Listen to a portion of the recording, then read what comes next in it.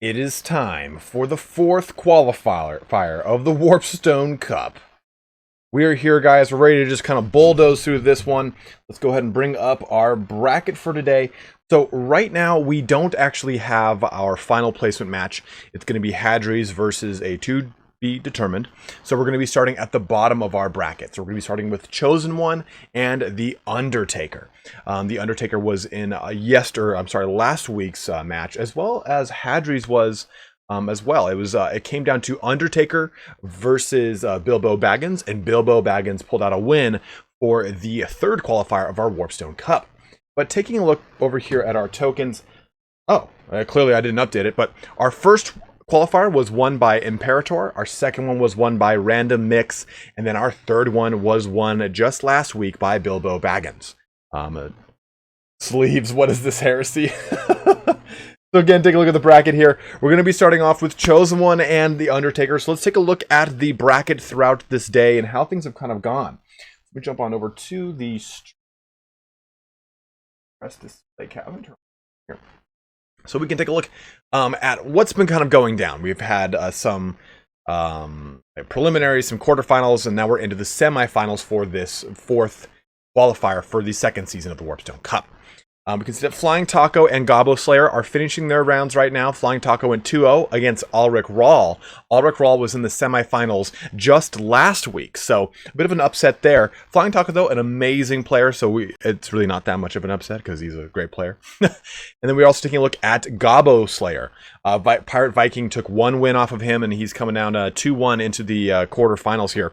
And we'll see how this pans out. Between Flying Taco and Gobbo Slayer, it could be a really fun match. Both of them are amazing opponents. They're playing their third game right now, so it's been a vicious cockfight for those two. And it's going to be a fun one against Hadres. Hadres himself has gone 2-0 against Soarv, and then 2-1 against the Gypsy King. Gypsy King! Looking over here at the ChosenOne, 2-1 against Tanks. Tank 3487, who I think is actually watching right now. No, it's Tank 608. I always get them confused. Tanks was in the semifinals, I believe, for our second Warpstone Cup. And then he went 2-0 against Fury of Cain. Looking at the Undertaker, his little tail to tape here. He went 2-0 against Pugnobon. And then 2-1 against Anticity. Anticity was also in our very first Warpstone Cup semifinals as well. So a lot of these very similar names that we've seen in the competitive realm. If you do want to get involved in this, into the competitive portion of Total War Warhammer 2, in the Eternal Challenger League, in my son Herbert Walker's competitive matches, in Aerocrastics, in Turns, I already said Eternal Challenger, but in the Warpstone Cup, please take a look in the description. You will see a link to the Discord, Turns Weekly Tournament Discord. That is the best place to get started because then you can jump into the ECL, my son Herbert Walker's stuff, WCCL, anything like that. Misha, can you go ahead and copy that into the chat right now for anyone who would like to get into the competitive play so you can jump into the Discord. Oh, we got 2 donations already. Frankie Frank has said, have been waiting for this, got my beers ready to go, go, go. All right, Frankie Frank, thank you very much for the 5-pounder. No, 5-euroer. And then Garland Green dropping $10 on me. Burn the heretics and fetch me the Slanesh bots. That is going to be a lot of nipple twisting for sure. But let me go ahead and shut off display capture because that way it won't get all messed up. Let me bring the game back up. Make sure it actually kicks in here. Play cap. Sorry, just 1 second here, guys. Okay. That should now kick in.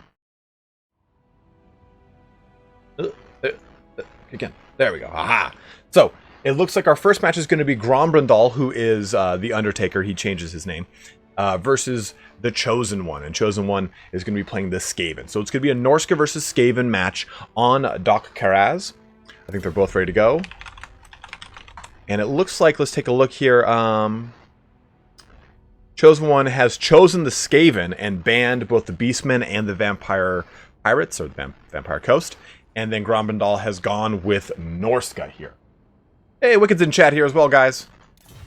So, as always, a big portion of these, of the WCCL, of the ECL, of the My Son Herbert Walker Aerocrastic, all of their competitions is the amazing amount of support we get from admins and individuals who really kind of watch and pay close attention to all the rules. Aerocrastic, Wicked, Turn when he's watching on his stream, my son Herbert Walker when he's doing his, like all these gentlemen all like pretty much contribute to the grand rule list that we use. And they are always kind of like sweeping back and forth between all of our tournaments, acting as like judges and helping out with any kind of judgment calls and so on and so forth. So a huge shout out to all of them. Thank you very much for your continued service to the community. This WCCL has been brought to you by Sneak, the energy drink. No, they don't sponsor me, but I'll tell you what, it's like goddamn cocaine. Honestly, like, you can't really tell. I say that, I make this joke every time, but it truly does look like metallic acrylic paint. Love it. Let's make sure everything is good here to go. That we're just loading into the match on Dock Karaz, which is going to be a bit of a fun map. It's a larger map, so they'll have a lot of room to move around. This is going to be very advantageous, of course, to the Skaven. They have their large siege engines. They can take up a long span of the entire battlefield. And then the Norskins, when you take a look at them, they've got a lot of skirmish cav that can move around with long distances to really kind of take advantage of. If you're taking a look at this from a lore standpoint, Norsca was never an actual army, right? It was an allied contingent, and it had white dwarf rules, and it had some Monstrous Arcanum references, so on and so forth. It's always kind of been like the overarching bad guy that they can always kind of point fingers to. The Kurgan play a huge role in Kislev's lore. The Norskins are a huge portion, of course, of all of the northern reaches of the Empire and the Chaos Wastes and Archaon's lore. In fact, even the Mung, I think it's the Mung or the Hung, I think it's Mung, are a huge portion of Cathay, Nippon, and Inn's lore, but mainly the Ogre Kingdom's lore. And when you look at the Dark Elves, like, if you look at their actual continent, it's like Nagaroth itself is right over here.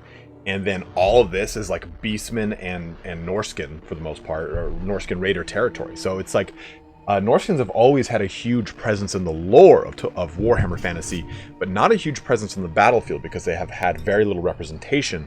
Hung, Kurgan, and Norskins are all different tribes of marauders, I guess you could say. Marauders might be the overarching name for them. There isn't a specific name, I can't remember off the top of my head. Narrator, it was cocaine!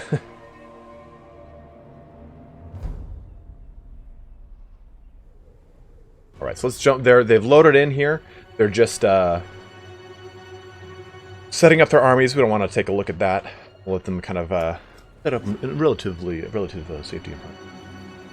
But again, this is going to be ChosenOne versus the Undertaker on your screen. ChosenOne is going to be Grombrindal. That's his name on Steam. We typically have a rule where you have to have the same Steam, Discord, and challenge name. But Grombrindal has been a part of the tournament community for years. We all know him, so he gets a slide. It's mainly to prevent us from dealing with any kind of trollish behavior from people who would make like fake accounts that typically break the rules and then jump in and just kind of harass the tournament itself. It causes a lot of stress for all the people that judge the tournaments as well as us who host these tournaments. So these rules are in place for a reason. Are you guys can hear the game all right? Everything sound good? I feel like the game volume is really low, so I'm turning it up just a little bit. We'll see how loud that is on actual game time. Let's take a look over here at Grombrindal's force.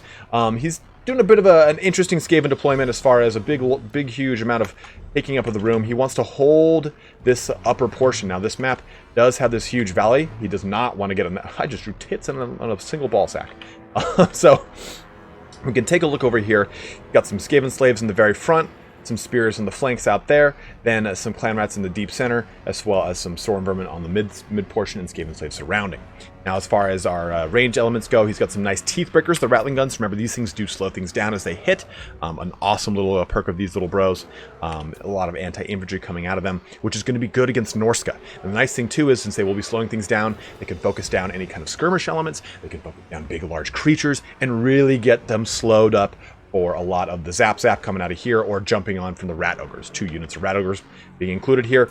The Warlock Engineer with Howling Warp Gale, as well as Warp Lightning. And of course, Lord Scroll, Rod of Corruption, and Living Botanicus. And, oh, and this is, it gets Zap, which has the ability to refresh any abilities on the unit. Frontline 2 of Night Runners, Gutter Runners, and Night Runners and Gut Runners. So take a look over here at Grommadal, some Skinwolves, some early action play already coming down onto these Gut Runners, and look at this.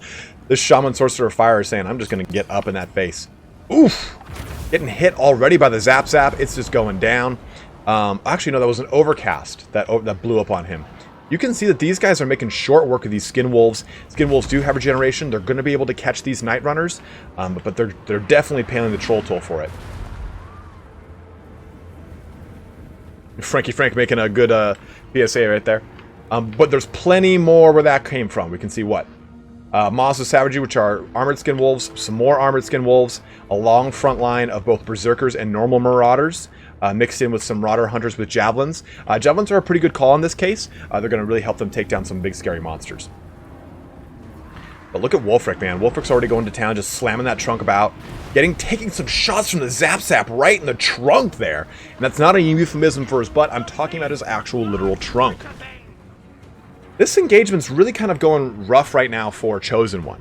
He's already lost a unit of Skinwolves. He's got a lot of damage already onto Wulfric. Some of those Marauder Berserkers are taking some good skirmish play right now. So, real good play by ChosenOne of using this portion of the map to his advantage and really getting things to push into him.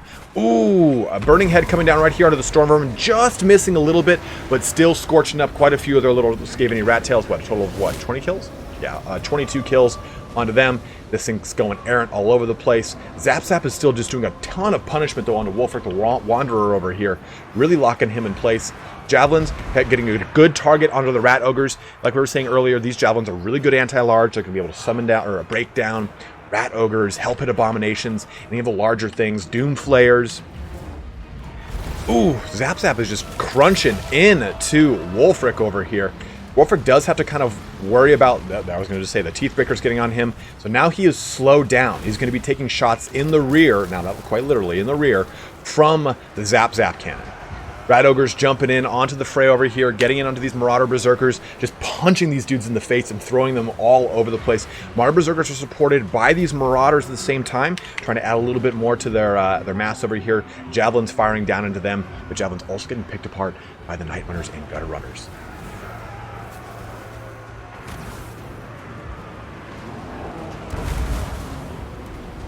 Woo! It is going down over here. Right now, the Skinwolves. Oh man, it's the last march of Wulfric the Wanderer here. He is getting just completely shut down by Zap Cannon and the Teethbreakers, which are holding him in place. I think he's got what, like, just a little health left. 569. We did see a good Sea Fang rip down here through these Storm Vermin. The Storm Vermin are caught up on some Marauders, so it's a good trade right there for Grombrandal. But unfortunately, ChosenOne does have a lot of really good, strong matchups going on right now. He's got a lot of really good engagements that are going well for him. His Zap Cannon is being able to shut down Wulfric, but take a look at this. The Maws of Savagery are getting, oh, these are just Skinwolves armored, sorry. Are getting up in the face over here. They're kind of caught up in some Skaven Slaves with spears, but if they can hopefully kind of break out of that, juke into it, and get into the Zap Cannon, they can hopefully successfully continue to shut that thing down.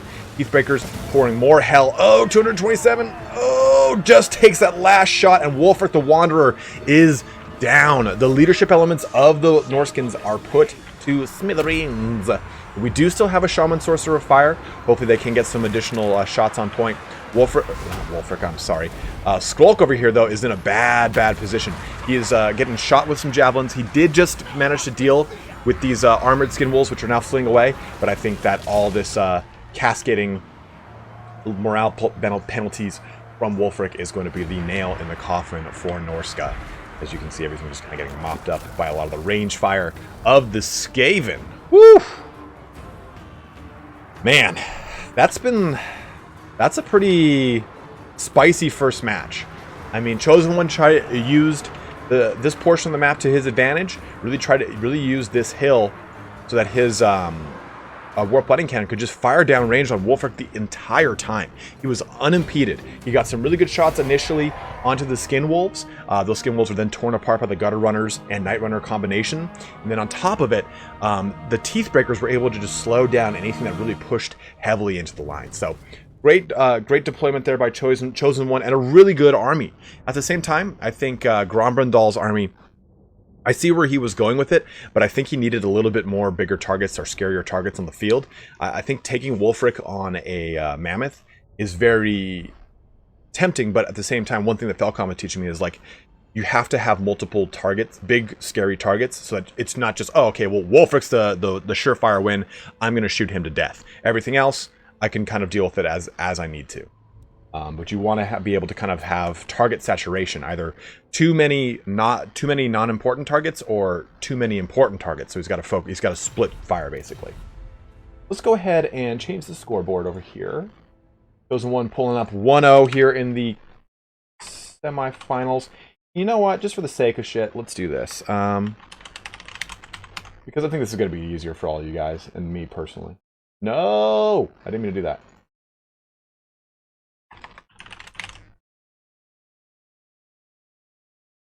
Where is Undertaker? There we go. I think that's going to be way easier for everyone to follow now. So no longer am I going to be saying Undertaker, it is Grombrandal. So our next map is going to be Cairnwoods.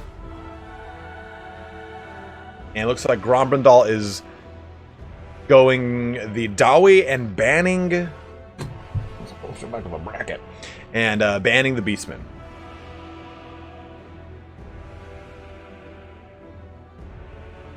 As always, guys, a huge shout out to Mighty H for Havoc. He's been making a lot of my thumbnails recently, a lot of my creative for stuff like this. He just does an amazing job. He's got a lot of kids. I'm trying to help support that bro, so please go ahead and check out his channel. He's a great dude. He does a lot of really cool, high-quality stuff on his channel. So, huge shout-out to H for Havoc. You hear some distortion on the mic? Help me out with that.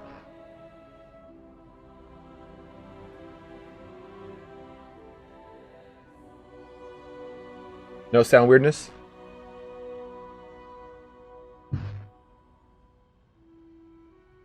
This is me talking on the microphone. Do you guys hear a static of sorts or anything like that? Only when I speak? Okay, so.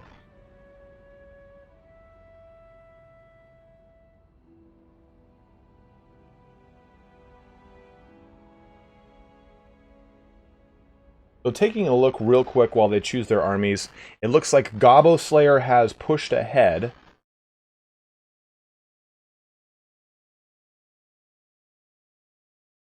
And is now in the semifinals. Yeah, let me know, guys, if you hear like a static or a distortion or anything like that. Sometimes that's caused by the cable for the microphone coming in contact with something that's running power. Because I'm doing everything directly into my computer and there's no like phantom power, it doesn't ground it, so it'll get like that, like a small static. Okay, let me try. While they're choosing their armies, I'm gonna pull some things around.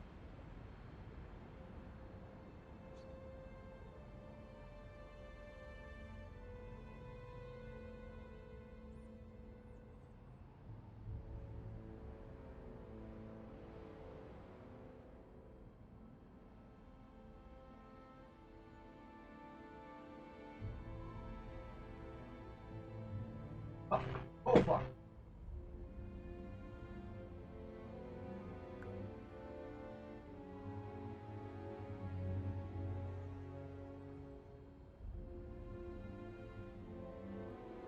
How about now? I bet you that fixed it. I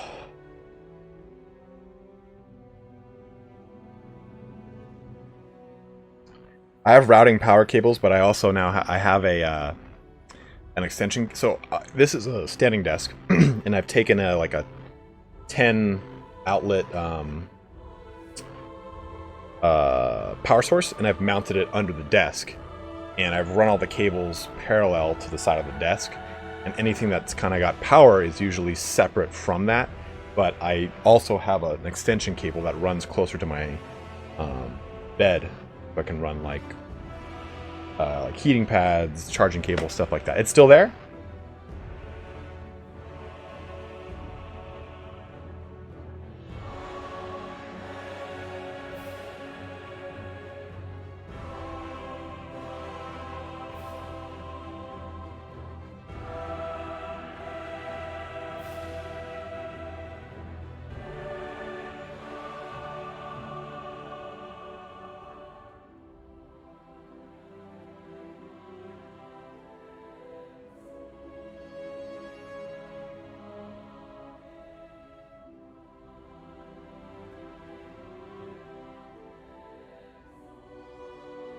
Okay, but how about now? I think I saw what it was touching. Any, like, thick power source, it, like... They're still just choosing their armies real quick. So it looks like, again, we're going to be it's going to be Grombrindal on the Dwarfs, as well as ChosenOne on the Dark Elves. Weird echo?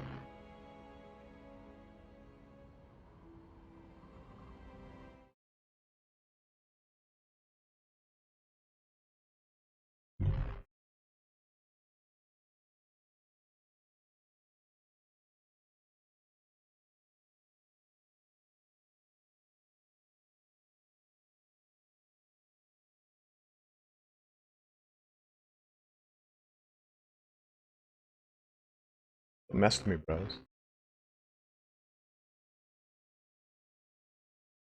Sometimes the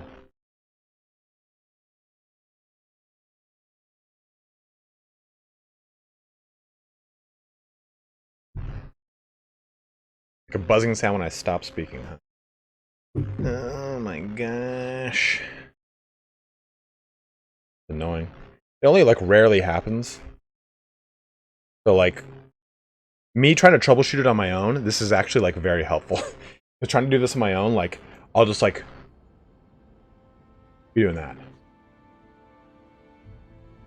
Yeah, the echo when I'm far away from the mic happens. There's a metal door right here, so it will reverberate off that. So never stop speaking. What's up, Ronan? Guys, we got 118 of you bros. The painting coach, you sent me an email, man. I gotta respond to you. I'm so sorry. Yeah, I gotta do that, or just get a shielded fucking mic cable. I could reroute the cable right now and just put it above my desk.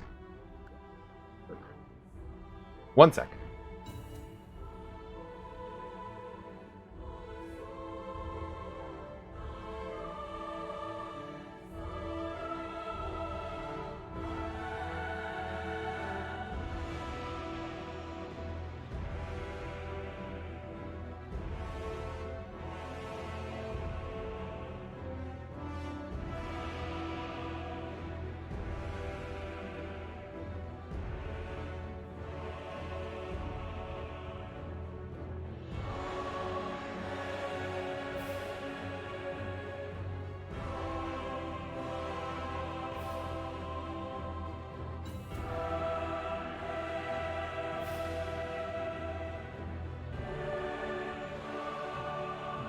Oh. Did I make the cool effects? No. A gentleman named H for Havoc has. No, I bought a secondary cable. It's a metal door for a closet. All right, so they're ready. We're gonna be jumping into the Cairnwoods.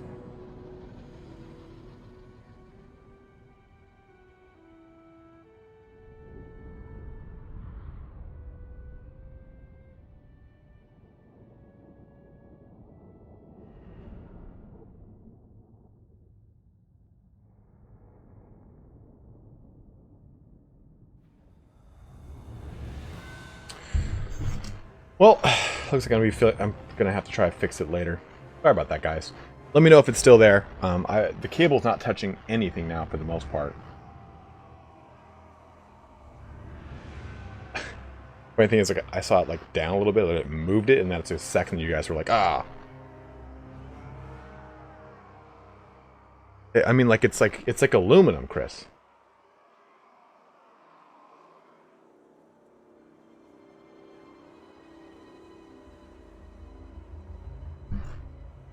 Annoying.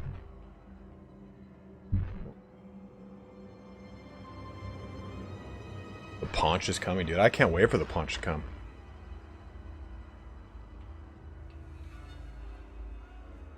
Dacklemore! What's up, man? How's college?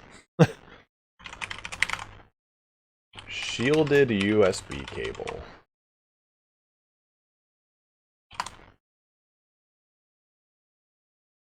Yeah, there it is.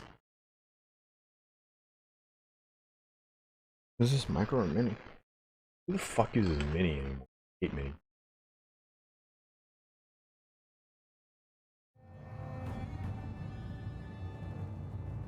Alright, so we're just finally loading into the match right now. We'll be able to take a look at the armies. So again, this is ChosenOne versus Grombrindal. Grombrindal is 1-0 against ChosenOne. I'm sorry. ChosenOne is 1-0 against Grombrindal. He took a win off of him in the last round. So we're going to be seeing the Dwarfs for Grombrindal versus the ChosenOne on the Dark Elves.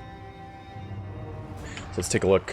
Frank, I've got, what are these? They're Bear Dynamics. So I know how you, I like my good old studio cans. Take a look over here at our stream, and we'll take a look at both of our armies. So, I am Borg Cube. Taking a look here, the front line is comprised mainly of miners with blasting charges. These miners with blasting charges, of course, are going to mulch through any bleak swords, dread spear, frontline issues that they might deal with from the Dark Elves. Now, at the same time, we're also going to see a secondary line of 4 Rangers, and then a tertiary line of 3 Thunderers. And isn't that like quadriary? No, that's the 4th one, right? Of Iron Breakers and a Flame Cannon. So Grombrindal's bringing some fun in the sun here with the Flame Cannon, just going to be hucking balls of fire down range. We're going to be seeing a generic Rune Lord here with Master Wrath and Ruin, just to make sure. Yeah, Master Wrath and Ruin. And then that is it for this army. The flanks, we have Norgrimling Ironbreakers over here, 2 backline Ironbreakers. But for the most part, this is, 4 total Thunderers. So we're going to be playing, this is a very heavy ranged game. This is going to be very tricky. They do have 160 range. They'll be able to outclass any of the skirmish cav elements of the Dark Elves, which can be very, very popular. But it's going to be really tricky to deal with not a heavy front line. Those miners with blasting charges, we're going to have to worry about any kind of heavy infantry from the Dark Elves. So taking a look here then, ChosenOne's gone with some Bleak Swords. 1, 2, 3, 4. 4 units of Bleak Swords in the front. Then 2 units of Hargoneth Executioners. Again, that's that heavy infantry we're talking about. A lot of AP, a lot of anti-infantry from these guys, and Murderous Mastery. Now, we're also going to look at this too. Yes, SFP, we did start 30 minutes early because we went 4.5 hours last time. We have 2 units of Dark Shards, and then 2 Cold One Chariots, not the Scourge Runner Chariots.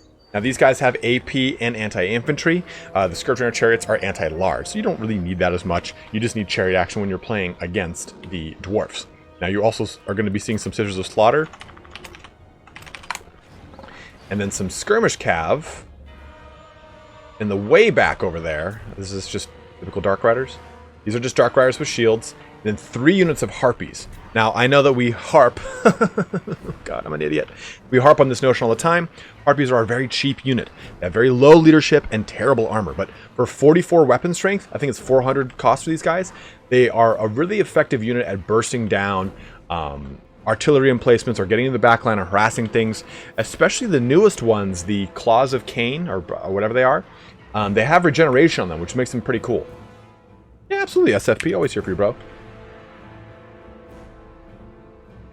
Misha, I am now like anal about my sound.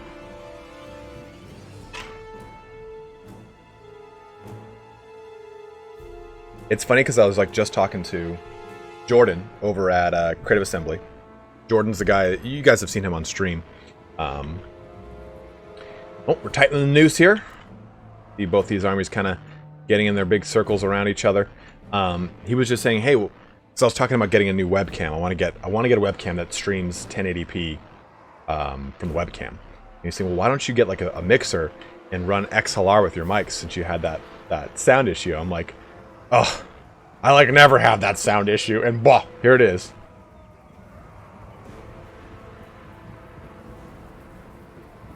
The mic was touching a bunch of metal too, so I moved that off, or the cable was. Oh, I want a Bailey cam. Alright, we're still just kind of tightening that noose here. You can see ChosenOne's getting some good little kind of range in the back line here. The Ironbreakers are to the rear of the... Oh! They're shifting back this way, looking right at them. Getting some good return fire in from those Thunderers, ripping down to those Dark Riders with shields. Now, the Dark Riders with shields can take some shots, but not a lot, especially from that concerted fire right there. Harpy's getting already some plotting shots in from the Thunderers there. Woo! Rangers already shooting down range into the Dark Shards. A good target for them. I'm not sure if the Dark Shards intended to get that far in front of their main force, but it happened nonetheless. The Flame Cannon ripping through these guys over here, just shooting chunks of hell down range. Ooh, where's this shot gonna land? Oh, right into the face of these Dark Shards right over there. Taking quite a few with it. Their leadership is a little bit below 50% now. Oh man, it's even way lower now. Whew. Now, I believe the Flame Cannon does have discouraged shots. I can't remember off the top of my head. A nice charge in from the Chariot, riding dirty right through that unit of Miner with blasting charges, saying, nay, I don't give a crap about your blasting charges. I'm a Chariot run by dinosaurs. No problem, Ignis. Oh man, look at this here. We have the Dark Shards ripping down over here into the Nurgling's Ironbreakers. A good target for them. You have the Executioners running into them as well. Again, a great follow-up target for this unit. They do have that anti-infantry and that AP. Supreme Sorceress of Beasts, which we didn't focus on earlier, but here's what I was saying. Those Harpies are just jumping right in on these range units. They're going to be able to mulch through them. Now keep in mind that the Thunderers are essentially Dwarf Warriors with guns, and the same thing as Quarrelers. They are essentially Dwarf Warriors with crossbows. But those Harpies are getting in there. They're using their 44 weapon strength to just mulch through that stuff. A nice shot in from the Flame Cannon, chunking down about a quarter health off these Harpies. Now the Sisters of Slaughter just being nailed by these blasting charges from the Ironbreakers, but they don't care. They're jumping right into the face of these guys. Going right for the cannon here. They have their target set. They're trying to just shut down some of that artillery. They did a little bit of I like this play here. They did a bit of like a multi-charge, trying to pull in multiple units into this combat. But you can see too, the back line over here, these Bleak Swords are jumping into more and more targets. I gotta say this about ChosenOne. He's doing a really good really good job of getting these kind of multi-charges off, where he's pulling his unit, forcing it to path into another unit, and causing it to fight multiple at the same time. Now, of course, it's not great for Bleak Swords, but his goal here is to shut down the range play of the Dwarfs. And considering that is such a huge portion of this army, that's a great move.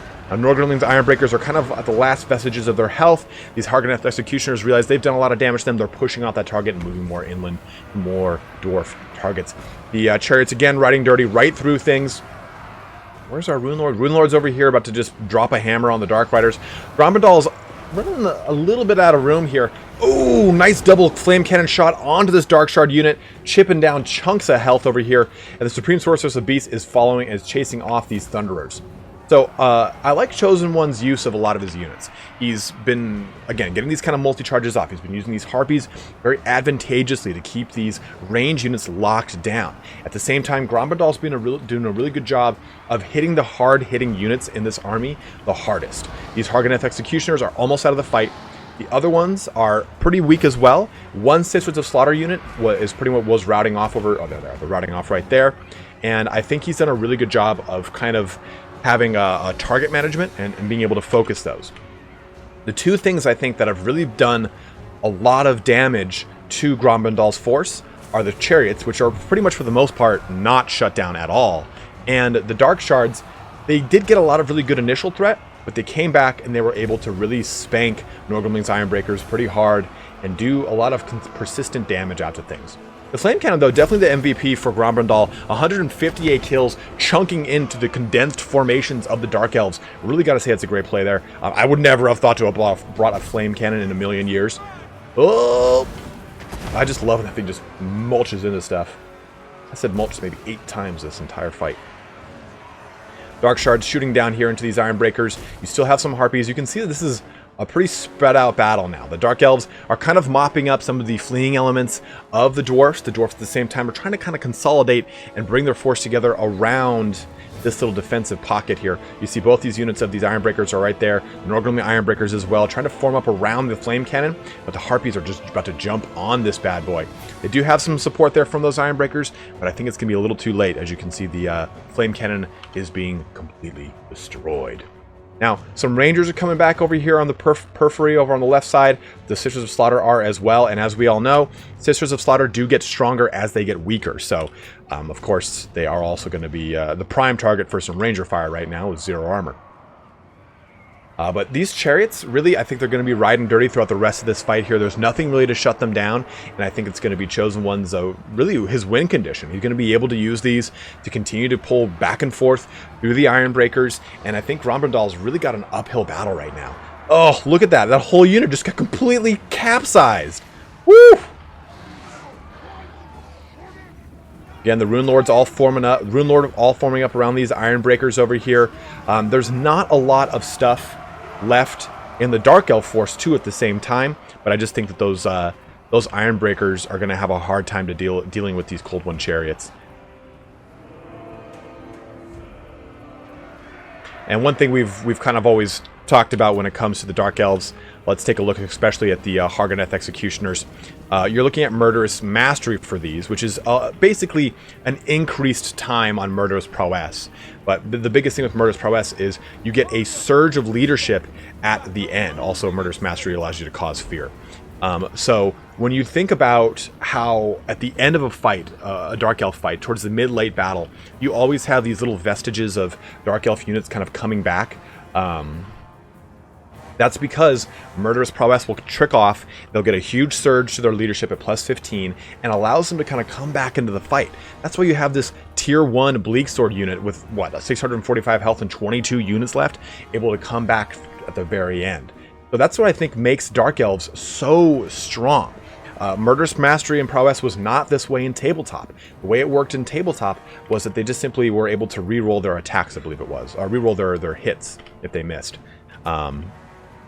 But the biggest benefit in this game is it kind of gives them that late game staying power that you get from Beastmen and Skaven, which have the mechanic of relying on fleeing and coming back from it. Dark Elves don't obviously rely on fleeing, but with high value units like the Dark Elves have, fleeing and coming back is still very valuable in this game. And a nice charge right through with this Chariot unit. It's going to do a little bit of damage, then it's going to charge right out of the fight. That's how you want to use Chariots. You want to hit into the unit, stay for a beat, pull through to the next one, or out of the fight entirely.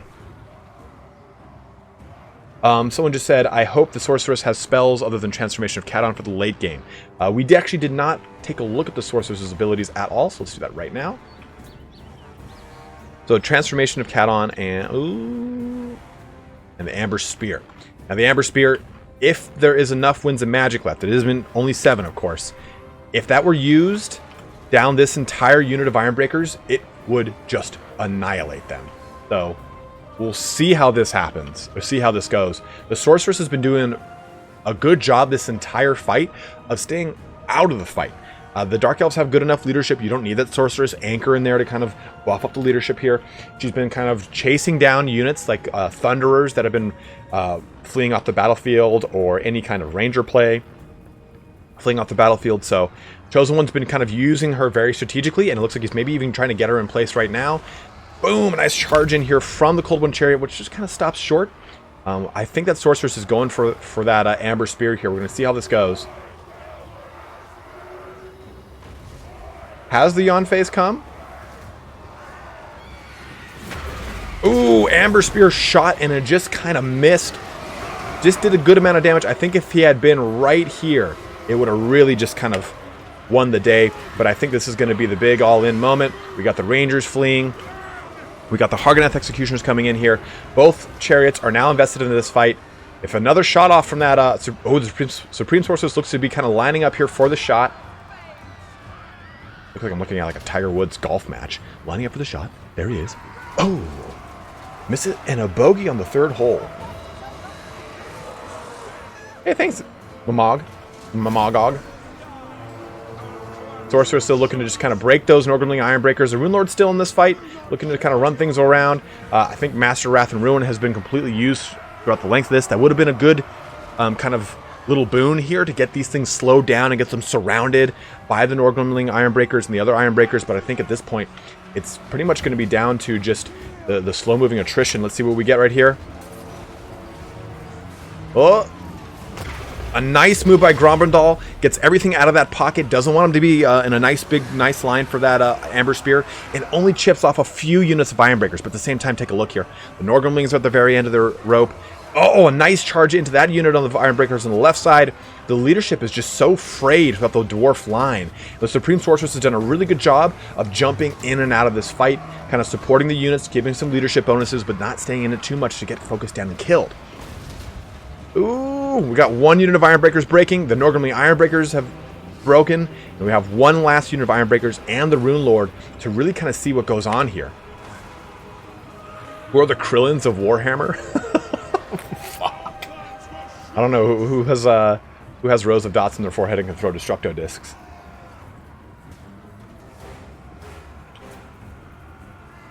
These guys have weathered the storm, man. 126 high-value kills on these bros. 86 on these. 77 on these. Uh-oh. A little Amber Spear. Just missing the mark, and that almost actually blew up a Cold One Chariot. Nice charge right through the Ironbreakers on this flank over here. Bleak Sword's jumping on them. Sister of Slaughter looking to come in here and start spanking some things with some whips. Tweaking those Slaneshi nipples. And then doing a little bit more damage here, forcing themselves into the Rune Lord. Knocking him over in the backseat of that car. Get a little drink of water here. Woo! You can hear those sisters just screaming into the night there as they just go to tear apart dwarfs. And this is super thematic, right? When you think about the legacy of the dwarfs and the Dark Elves, you think a lot about the War of the Beard, the War of Vengeance, and how the Dark Elves are really orchestrated this giant war between these two factions that weakened both so substantially that it allowed for Malekith to invade Ulthuan. So this is a bit of a grudge match here. The very first dwarf friend was Malekith. And Malekith, or Snorri Whitebeard, the very first High King of the dwarfs outside of the Ancestor gods, he made him promise, like, hey, make sure that our races are always remain friends. And Malekith was like, yeah, I'll make sure that happens. Trust me. And then in the end times, that did not happen. And Snorri Whitebeard came up to Malekith and smacked him in the face. And then that's about the end of the end times interaction with him. So that was a pretty bad undertaking. But now we're down to just the Rune Lord here. All of the dwarfs have fled. It's just 2 units of Cold One Chariots and the Hargonath Executioners, Bleak Swords, and the Sorceress against that Rune Lord.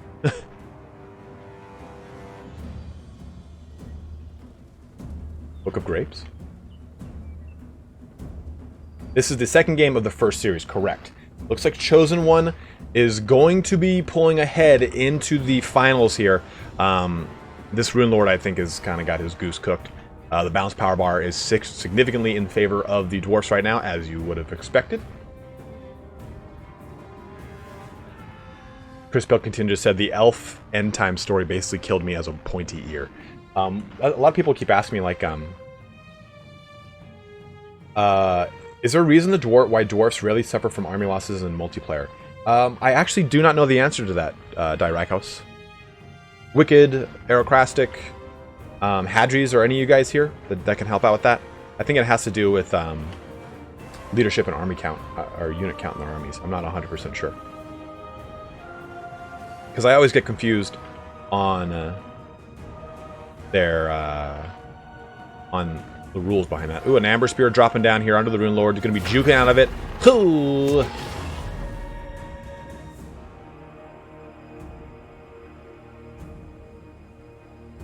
So it looks like we're going to be doing 2-0 in this series. These two gotta start duking it out.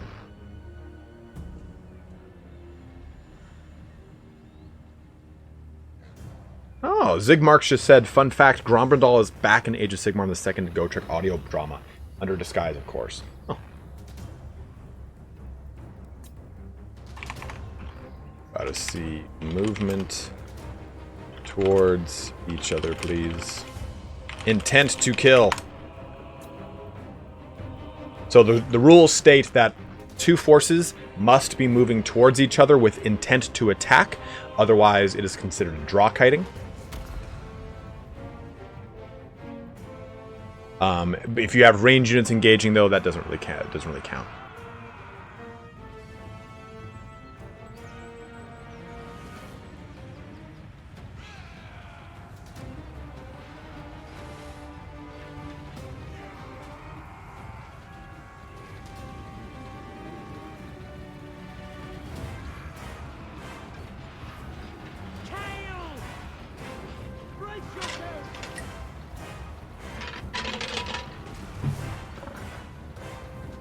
Nothrazim, I'm wondering that as well. Alright, so we're just getting a lot of charging back and forth here. The Rune Lord, you know, he's just a beast of 120 armor, which is some of the highest armor you can have in the game. Just going back and forth, back and forth. But Grombrindal really kind of brought it in hard with his build. I liked the big, huge amount of ranged units. I think it was pretty tricky, especially that flame cannon. That flame cannon was used so well throughout the entire fight, and it stayed online a long time. So huge shout out for bringing the tricky and risky pick of the flame cannon to Grombrindal, and I think it was working. I think that he could have swapped out one or two ranger units for more of a front line, or even just some generic dwarf warriors, and I think he would have had more in this last engagement. Maybe even of having Slayers to threaten into a bogged down Master Wrath and Ruined unit of Cold Wind Chariots would have really helped out Grombrindal to win the day. Because right now you can take a look at this. I mean, this is a paltry 12 unit of Hargoneth Executioners. You've got, was it just one? There you go. There's the army losses. You've got full unit count of Chariots, but they're down to such a low amount of health. And there we go. Grombrindal's being knocked out of the play. ChosenOne moving into the finals here. 2-0 against the mighty Gromby. Bring up our bracket here. And let me go ahead and change some stuff around. Rune Lords are very, very tanky. That's why they're a very great pick.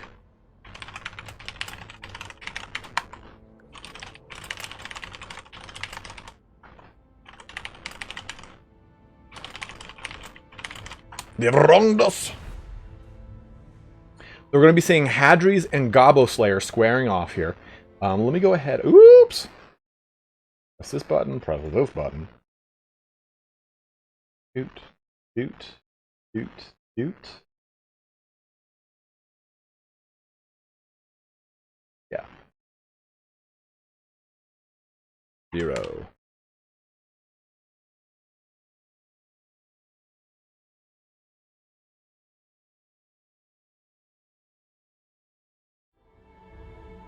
So when I tabbed out, it started again? Huh, weird.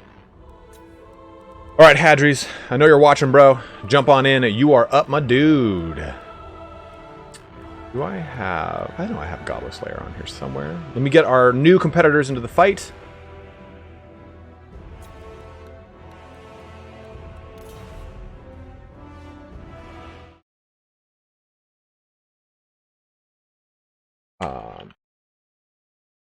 Gobbo.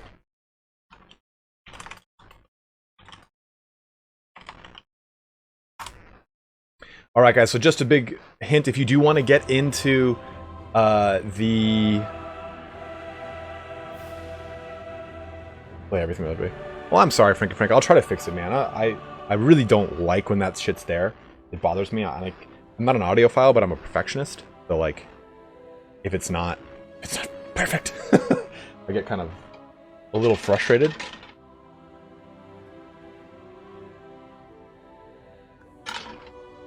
Cut the beard. I shaved. I got my beard trimmed. Oh, you guys can't see here. Yeah, you can. You can. So might be something. Close that. Reduce all the RAM.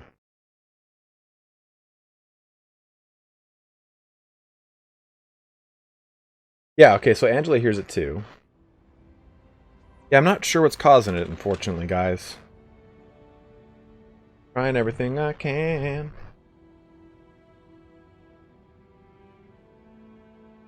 Touch me.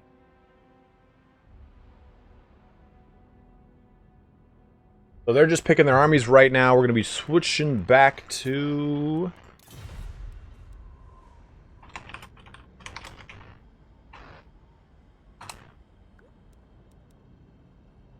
beard armor. That'd be so fucking awesome. Duck Caraz. Duck Karaz.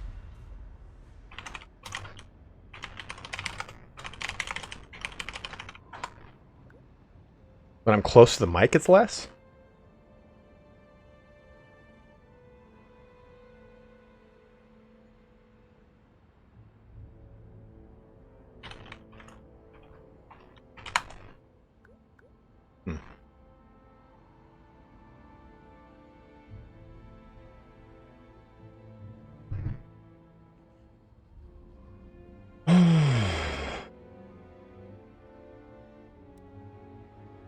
Alright, so it looks like... I don't know if they already did their picks and bans.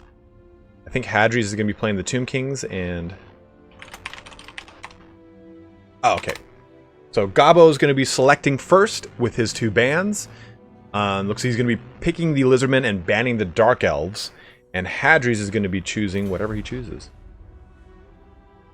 Elves don't have beards. Fact.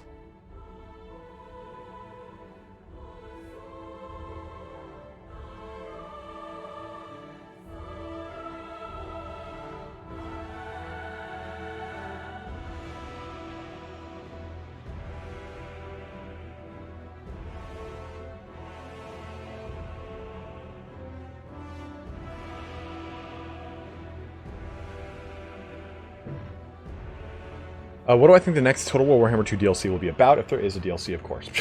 Did you not see my video on such things? I'm pretty sure it'll be High Elves versus Greenskins. I thought that the Greenskins were going to be coming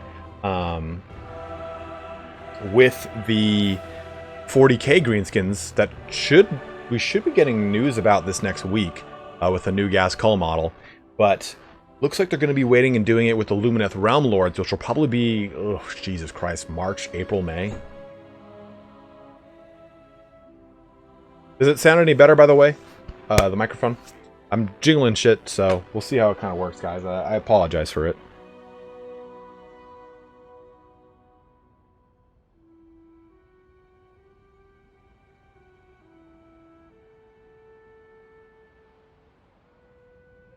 Yeah, I definitely think there's going to be a Greenskins rework. And if you see me kind of looking over and to the right over here, I'm trying to make sure there's no cord. Power source.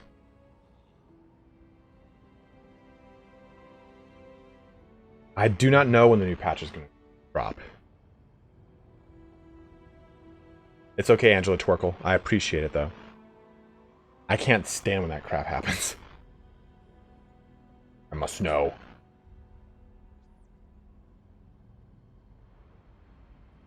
Oh. I think Javi Raised Dead for the Vampire Coast counts has been patched in the beta patch, so it will now work again. Poker Pope 1 asked, way in the distance question. After Total War 3, or I think you mean Total War Warhammer 3, right? And all the FLC and DLC, do you think they'd go back and fill in blanks such as Albion and Araby? I think we will probably see Albion before the end of it all. Because Albion had some stuff you could do some things with. They had a really, really, really fun side campaign that they did too, with Shadows over Albion. You could do enough with Albion, I think. I think Albion's a doable thing. Araby, now, Araby is something that is like...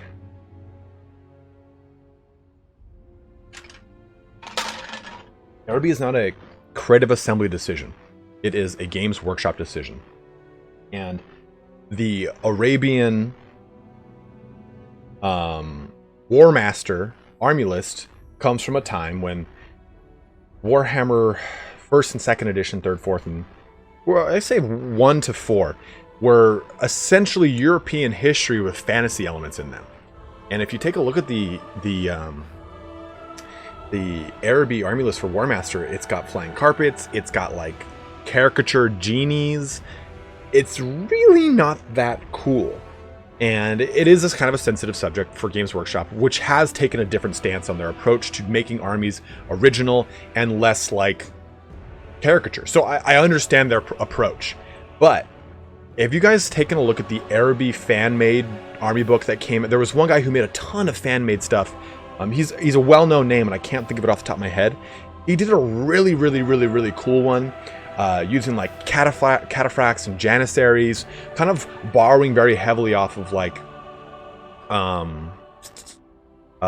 Ottoman Empire and late medieval Crusade armies. Like I really like his take on Araby, and then the way he did Djinns, in which Djinns actually evolved throughout the lore of Warhammer to become a little bit more like scary and imposing and terrifying. Yeah, Ottoman elements. He built a lot of Ottoman elements into it. I mean, Janissaries were a huge part of the Ottoman Empire.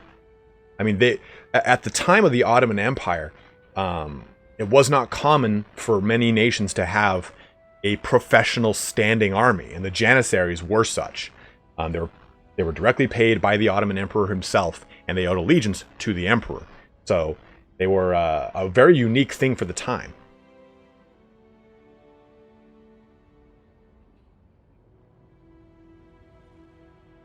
Eating my dinner drunk now. What the hell kind of judo were you doing, Dark Omen?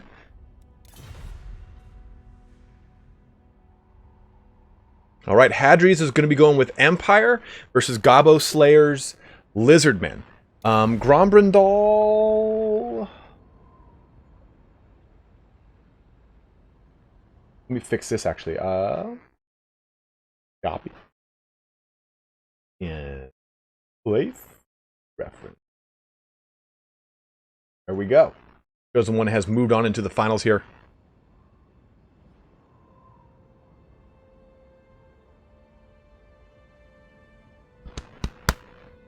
So because I know that anytime that Creative Assembly wants to do something, they have to get the approval of Games Workshop, or Games Workshop says do these things. The Vampire Coast is a really good example. When Turn and I were there, they were telling us, like, yeah, you know, we had to have a large presentation with them. We had to bring to the table what we wanted to do, what our thoughts were, and Games Workshop greenlit it. I mean, this is the first time a Games Workshop entity has essentially fleshed out and created a list from their own IP. So Games Workshop's not really great on allowing that to happen.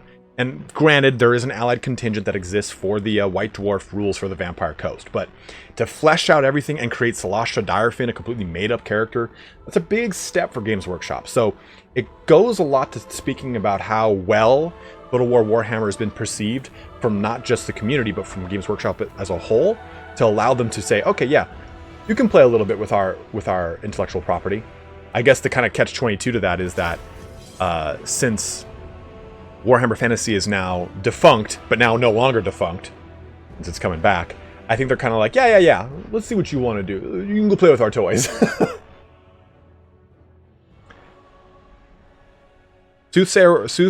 Loxon Soothsayer was not playing in this cup. I think he actually took a little bit of a break from the game for a little bit. Rick Grimes. Carl.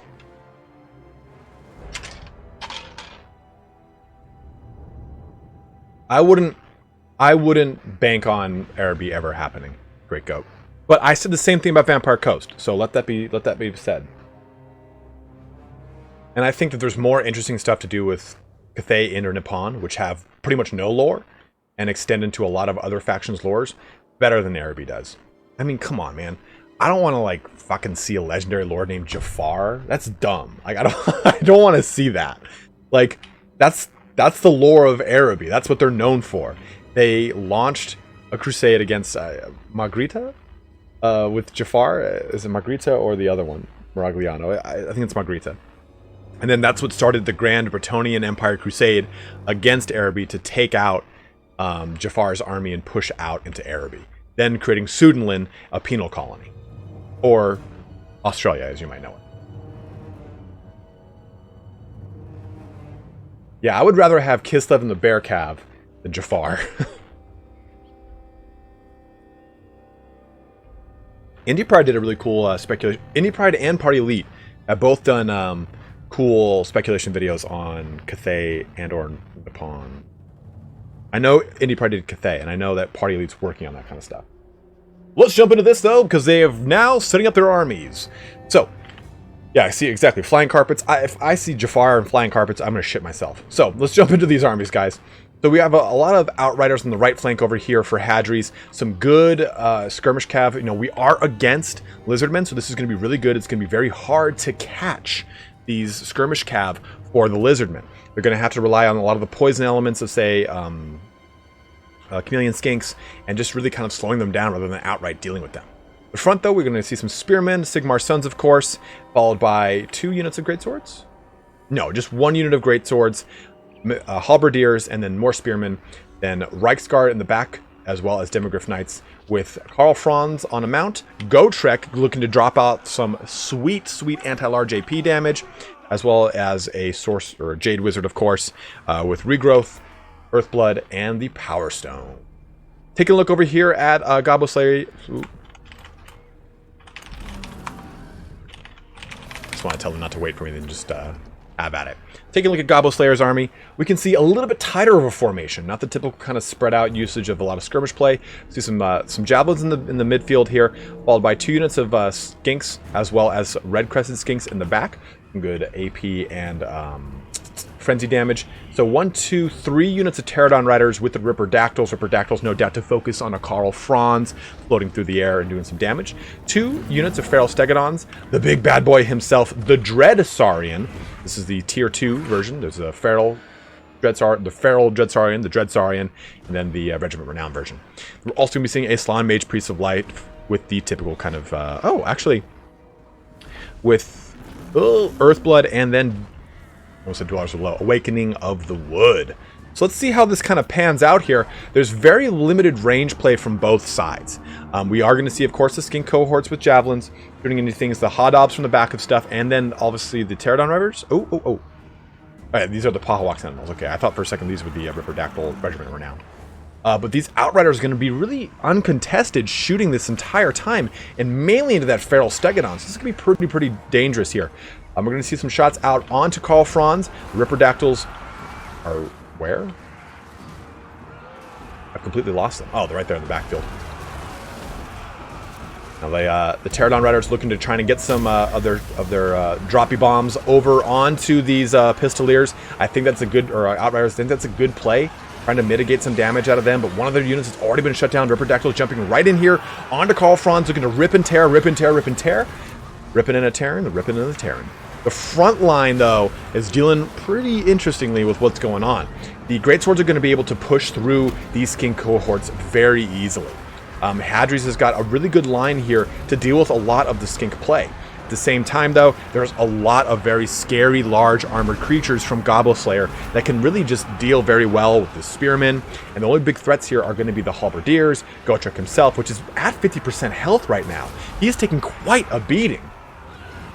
Karl Franz over there in the background, just jumping down onto the ground, trying to get some support with his Outriders. The Ripperdactyls and Pterodons jumping onto him as well. These guys are fleeing off the table over here. Same thing right here.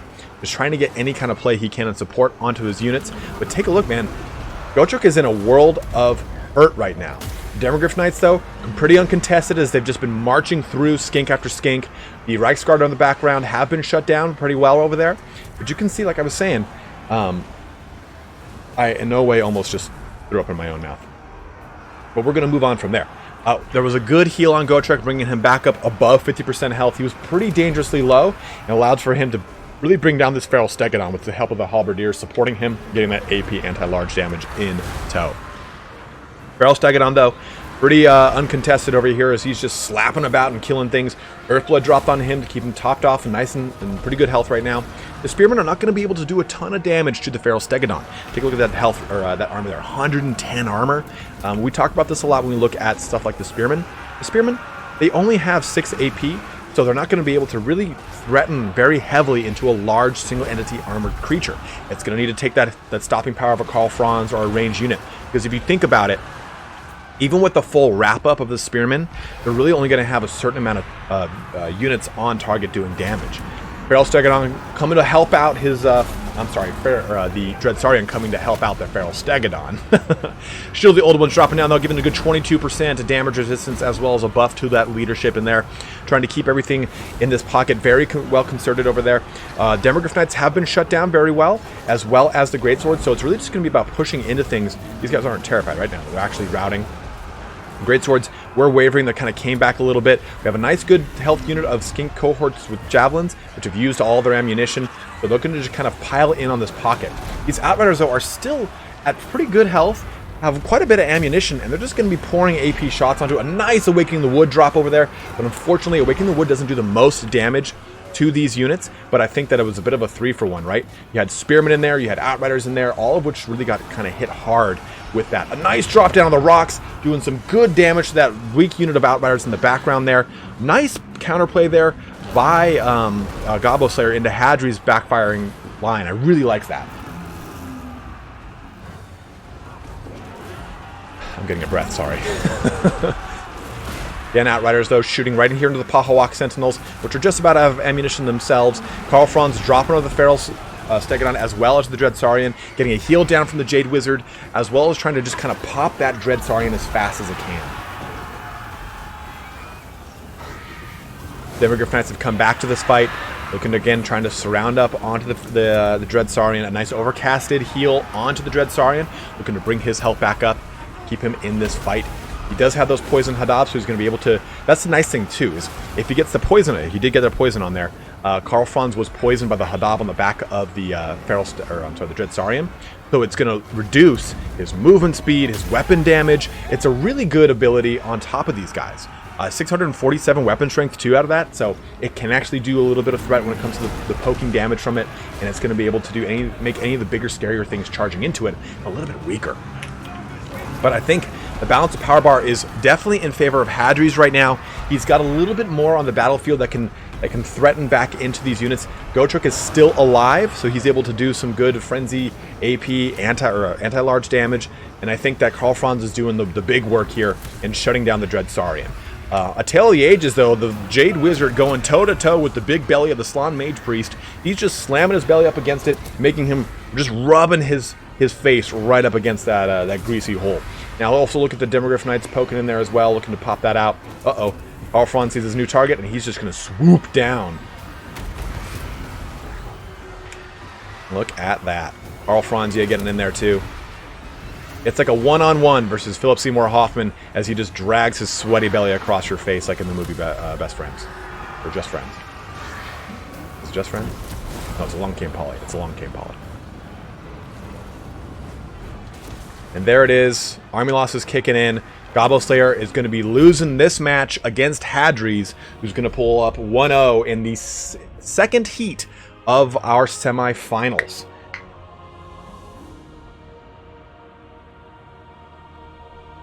Go ahead and check the scoreboard real quick. Boop. Boop. All right, so taking a look at these forces, Hadres went with a little bit of a narrower force against the Lizardmen. You can't go too wide as Lizardmen unless you want to really kind of sacrifice the overall staying power of the army, which is a big, force of theirs. So I think that Hadres going narrower, focusing more on Outrider play was a pretty good and interesting way to go here, and I think it really worked out well for him. The Outriders didn't do a lot of damage overall, but they were knocking out the the low entity count units of these Pterodon Riders and the Ripperdactyls. Ripperdactyls were shut down so fast in the beginning of the game. That really worked out well, I think, for Hadres, because I think those Ripperdactyls were meant to just threaten Karl Franz. At the same time, too, Gobbo Slayer was able to really deal with a lot of the larger threats by using his Feral Stegodons in conjunction against Gotrek, which shut him down very well in the beginning portion of the fight, but he was unfortunately unable to capitalize on it, and Gotrek did stay around for a lot longer. But overall, a good fight indeed. Let us jump over to the Cairnwoods once more for our second match of the day. The Hadri said the Saurian would have been a worthy doom for Gotrek.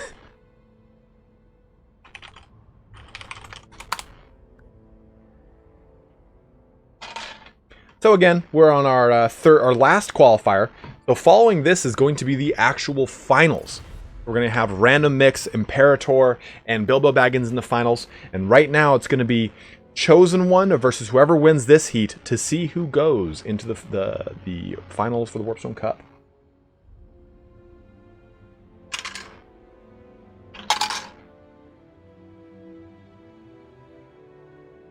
All right.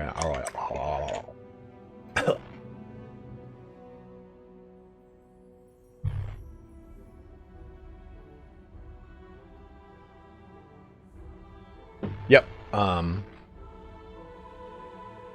Chris Pilkington was saying Cathay can basically be reskinned Three Kingdoms, and that's something you really kind of have to look at, right? With a game company, with a development company. Why, if you have the wireframes that exist, why build new ones? Take a look at the Arachnarok Spider and take a look at the Rotting Leviathan. They're the same wireframe, but they're different models. And that allows for the development team to save a lot of money. Creating wireframes is the single most expensive thing when it comes to creating graphics. That's what they told me at Creative Assembly. So if they can just reuse assets, plug them into an engine, why not do it? Great Goat on Fire. I think that Chris Pilkington's mainly talking about the wireframes of 3K. The big thing, though, is that 3K uses the Attila engine, and Warhammer 2 uses a modified Rome engine. So it just depends on what Warhammer 3 is going to be based off of. Is Warhammer 3 going to be a modified 3K engine? I hope to God not, because I do not like the battle system for 3K. I don't like I like the big ornate banners that you get from Rome 2, Shogun, and Total War Warhammer, and also Medieval and everything else for the most part. I do not like Attila's battle system personally. I think it's too fast paced, and you lose a lot of the minuteness of the fight. Hostess, how are you doing, man?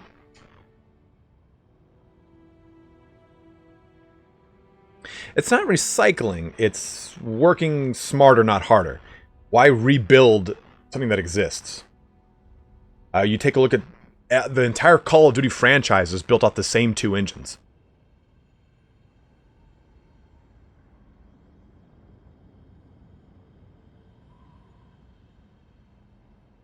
With the time they're taking, maybe they're creating a completely new engine. I wouldn't be surprised, Dairekos. Hopefully they're doing like a new engine that could just blow like sieges out of the water. G. Bogdan, what do you mean, man? I don't know a ton about them. I'm just parroting. I don't really know a lot. Let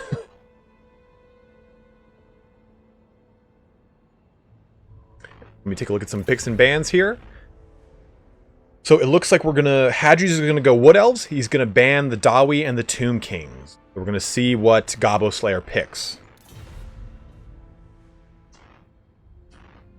No need to reinvent the wheel if the old one still rolls. That's a great saying. I've heard no need to reinvent the wheel, but I didn't know if that was the end of it. Yeah, exactly. Nothrazim just nailed it. He means that they don't have to redo the rigging for such units. Rigging and animation are very time consuming. And like I was saying, that eats up the lion's share of their budget when it comes to making DLC. So things like the Troglodyte not being in the game, even though the Troglodyte would be based off the Carnosaur wireframe, it just has to do with the animations of it. And again, this is me speculating on what I know about wireframes and their budgetry. So if a Troglodyte's not in the game, it means that budget-wise, they looked at other things that probably fit better into what was lacking in the Lizardmen. I didn't ask them why the Troglodyte's in the game. Sorry, guys.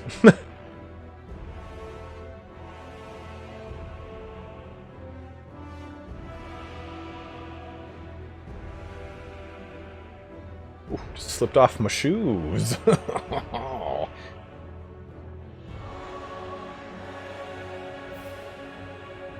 Oh man, Kostas Ernst just had a baby, guys. Everyone in chat, please mention Kostas, Kostas, and say congratulations to him.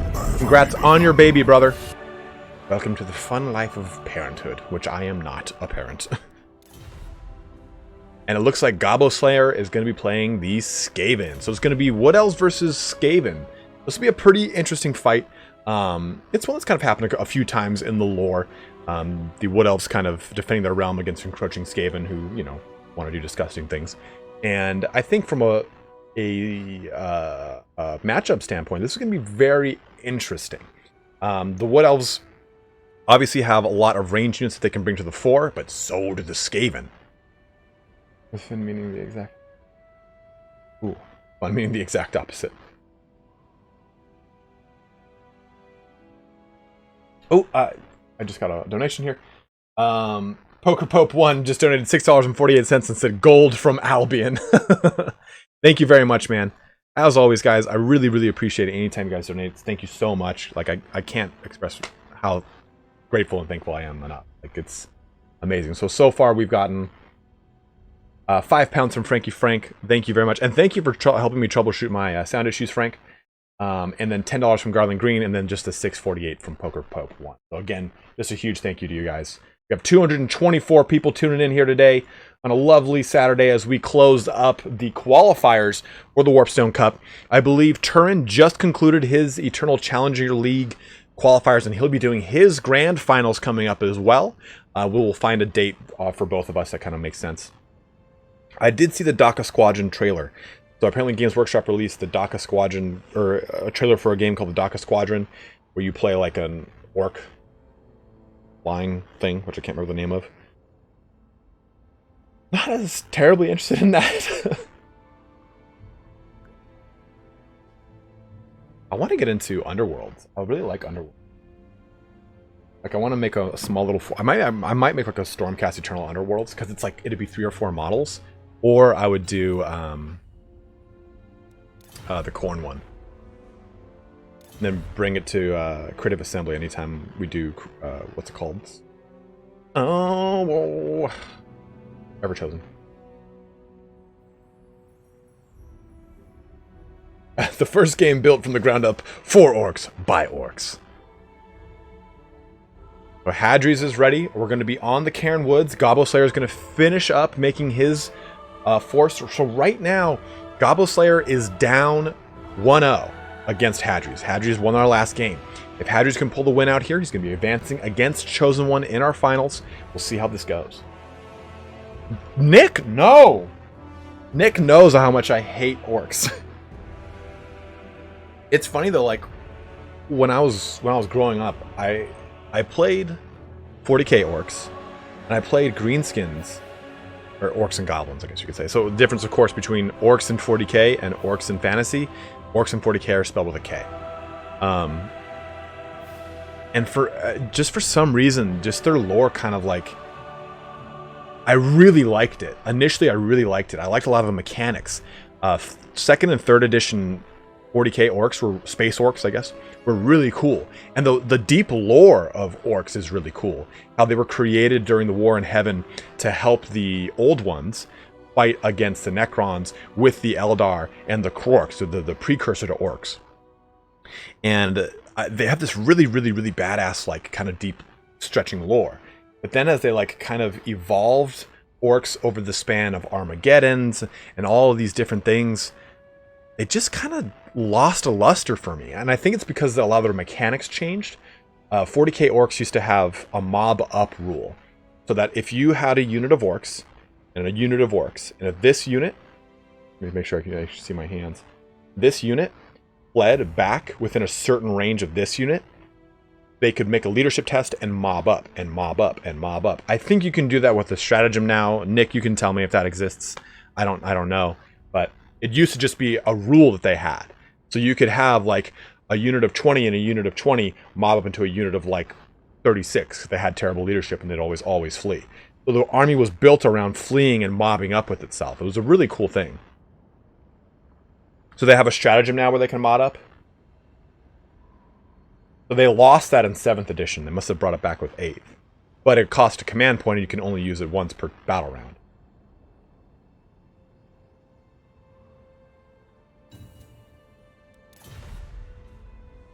Alright, looks like they're both ready.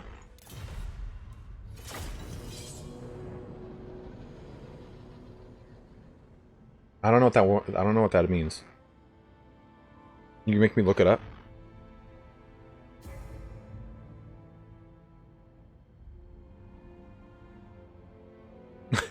No, Dak, I'm opposite of that. I was warmed up to them and then eventually got cold to them.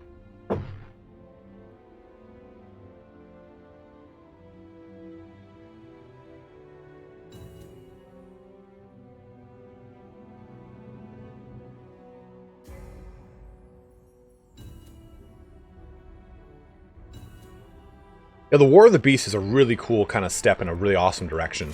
Alright, we're readying up, we're jumping into the battle here, guys, so hang tight while we load in and everyone gets set up. Again, Hadres is going to be playing the Wood Elves, and Gobble Slayer will be on the Skaven on the Cairnwoods.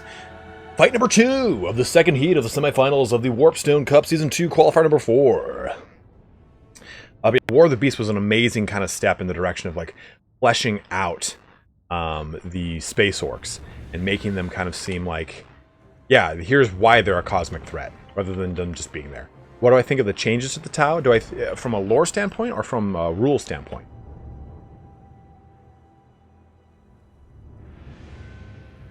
Because I actually don't... the points adjustment I saw from the FAQ. A lot of the rules, though, I didn't see. I saw how they changed things with the shield drones, but they didn't really do much to like, nerf them. But I haven't seen the greater good. I haven't seen what it does to them. If there's any, like, big high points you want to mention, Tanks, holler them at me, my brother. Oh, wait, guys, I think I hear something.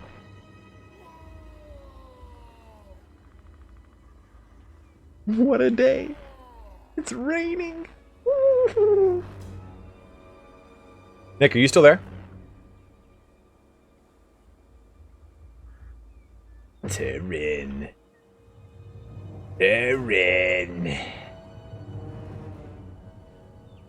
What will you sacrifice to the Horn Rat to honor its... Turin. No, I would never. If I did that, Anna would find me. I live in Southern California, Darko, man. That's what's so special about rain. And I think, like, one of the most enjoyable... Because I live in Southern California, one of the most enjoyable things about rain is when you're you're playing video games. Alright, so we're back on the Cairnwood, and this is... Take a look at how vicious this cockfight's going to be right out the gate. So, we'll look over here at Gobble Slayer real quick. He's got some Night... Ooh, some Night Runners with slings. And over there, Skaven Slaves with slings. Oh, let me hunt you down with the Polish Mafia. Man, this is kind of hard for me to get my brain around. So Skaven Slaves, Night Runners, Skaven Slaves. The Slaves and Clan Rats in the very front, with some Night Runners with slings. And the back line here has got 2 units of Death Runners, followed by the Council Guard. Of course, there's the Stormrunner with Halberds that have been given that Guardian passive. We have a Plague Priest. We've got Deathmaster Snick, as well as a Doomflayer unit. 2 units of Rat Ogres. Yeah, 2 units of Rat Ogres are all just going to be thundering down into this Dark Elf force. So he's gone with, again, a wide force. Gobble Slayer is trying to have a lot of target saturation here. He also has an Eshin Sorcerer.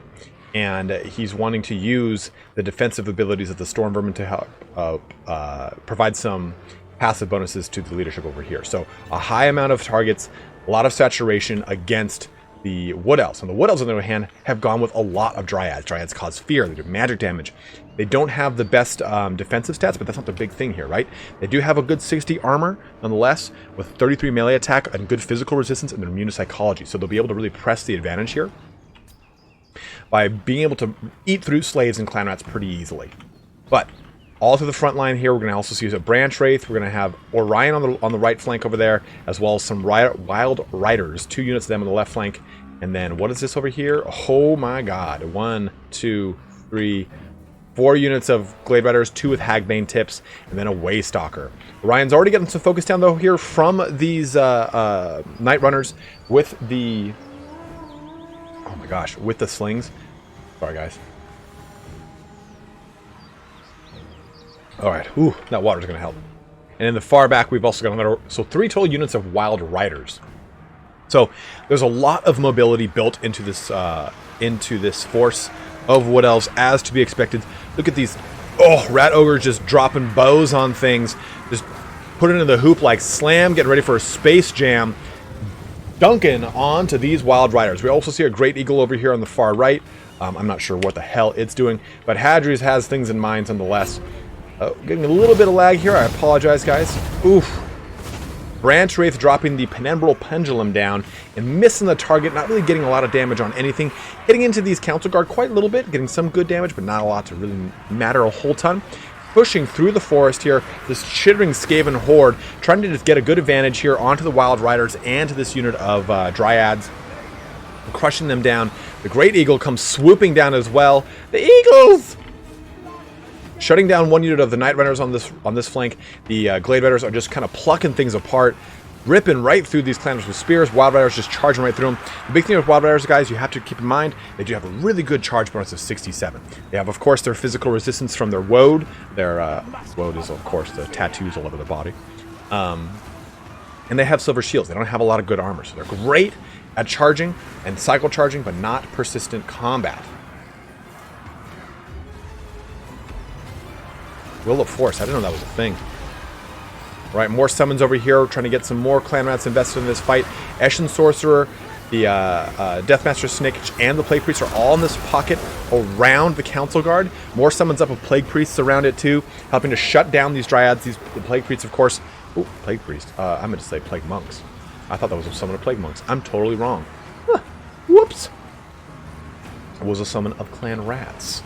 But take a look at this, man. Orion is getting focused by a lot of the range play from the Skaven, trying to get Big Daddy Mel Gibson out of the fight, put those hooves into the ground, Dirty Gibson. But at the same time, there is so much Wild Rider play and Glade Rider play coming out of Hadres right now. Oh no! Deathmaster Sigil has locked down the Waystalker. You can see Snick is going to just be coming for that as fast as he can, or at least try to pin him down with the Rat Ogres. The Waystalker is just being locked down in place. Anything that holds your character in place, Deathmaster Sigil, Net of Amontok, it cancels any movement or attack orders you had given that unit. So, if you told the unit to run away, and it gets locked down with something like Net of Amontok or the Deathmaster Sigil, it's going to stay there until you tell it to move again, even after it wears off. So, it does kind of stress your micro a little bit to constantly, yeah, see, now he's finally moving away. So, Hadri's kind of getting some distance on him. Gobble Slayer is really kind of pushing the advantage here with all of this saturation of Skaven all over the place. A lot of the bulk, though, of Hadri's force is out here outside of the forest, just shooting into it, getting as many high-value trade-ins as it can. Orion, though, getting shut down by Deathmaster Snake. It's really hard to follow this. I apologize, guys, but you can see he's coming in right for it. Oh!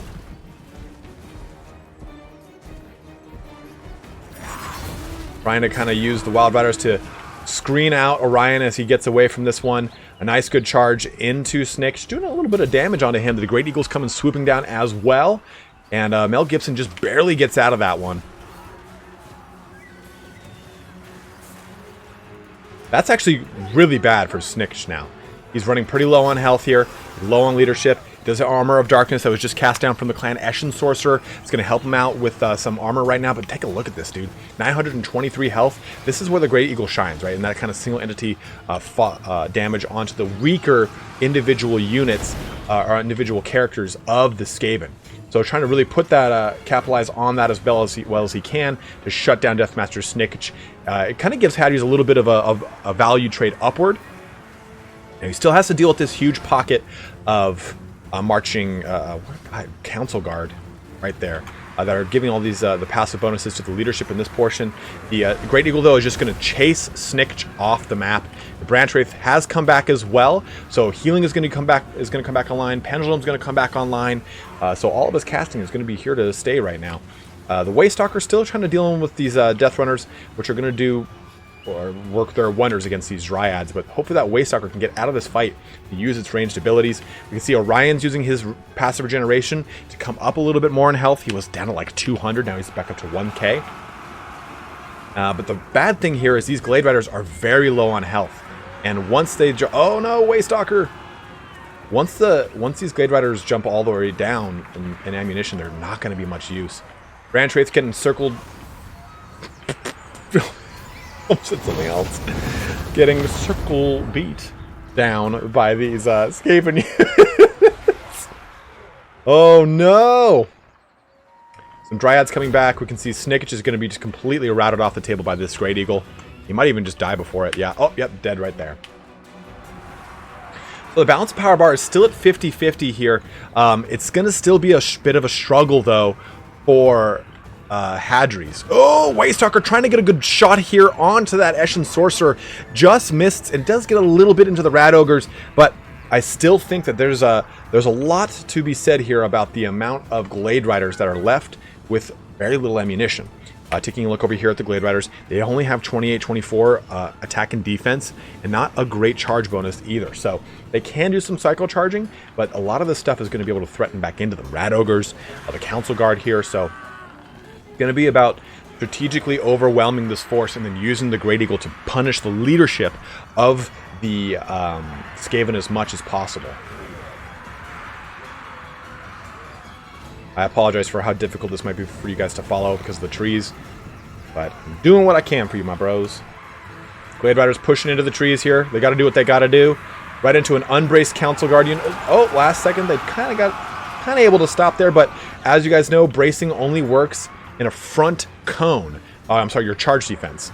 If you get charged from the rear, the flank, or the flanks of your front, it still does not give you that charge defense bonus. Orion is still in decent enough health. He's still kind of just passively regenerating. We've got some Wild Riders coming back into the fight over here. That's going to be a nice little boon over here. The Waystalker still does have some ammunition as well. But everything's going to be shooting into trees, so the Waystalker won't be as useful. Orion getting surrounded now. Oh, okay. He's actually onto the Sorcerer, just capsizing that leadership. He's terrified, so he can be fleeing off the table unless he can get away from everything here, get his leadership back online. Oh, no! I think that was it. The army loss is kicking in for the Skaven.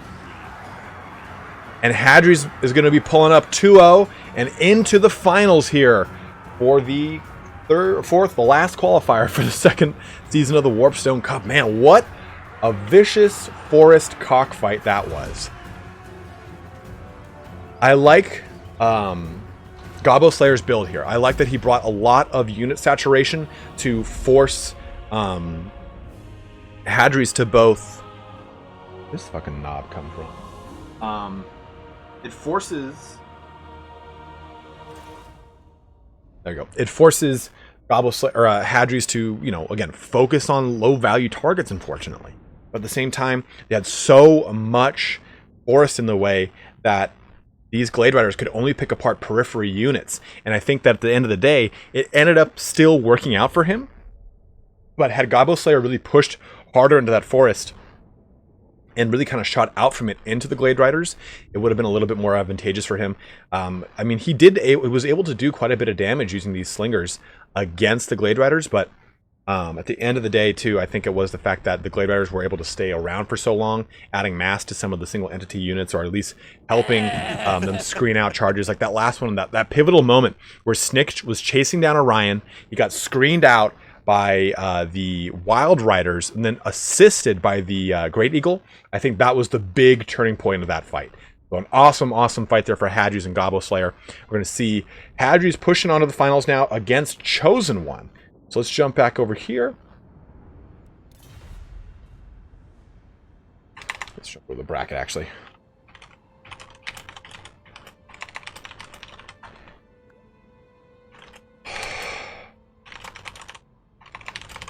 Let's get bracket updated. Boop.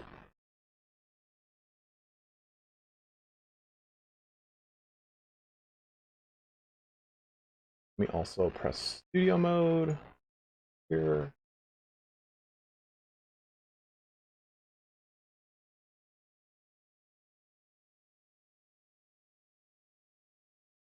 Perfect. Perfect. Okay, awesome. So, our maps for the finals are going to be the Plateau of the Dead, the Ongui, the Bitter Dunes, Spite Reach, and then finally the Wasteland. Those are going to be our best of 5 maps for our best of 5 finals. Our semifinals are, of course, always best of 3, followed by the finals being best of 5.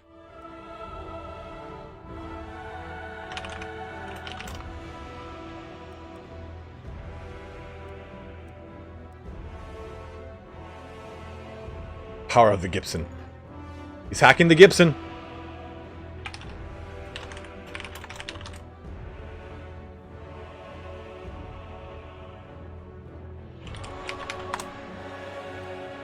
So let me get in.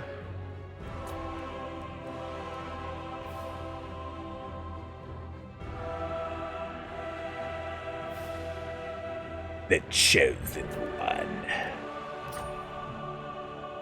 Hack the planet!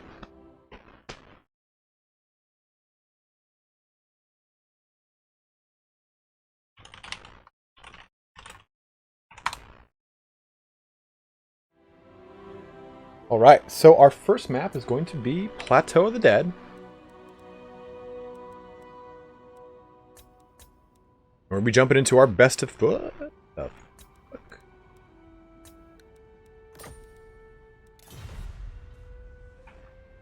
Copy this.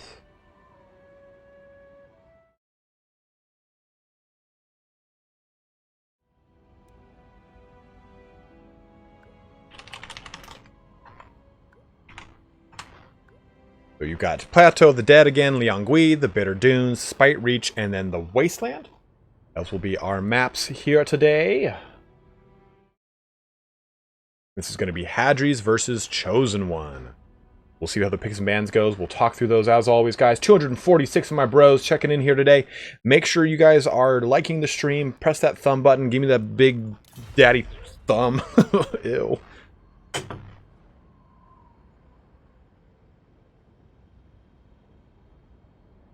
Man, we're already getting some good opinions on what's going to be happening here. JW saying 3-1 to Hadres. Mezcal is saying 3-2 to ChosenOne.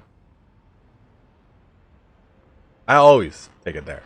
I will always be the one that goes there. Big Daddy Thumb.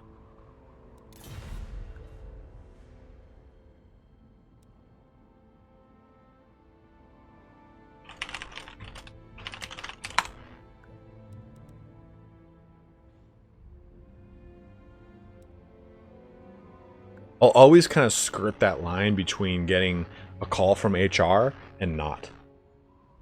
Only 81 likes? Bros, come on. We got to make sure we always maintain a 50% like ratio on these fucking streams. We're going to be starting a lot of fun stuff too on the channel as always. Progress. Fuck. Oh, I got it. What?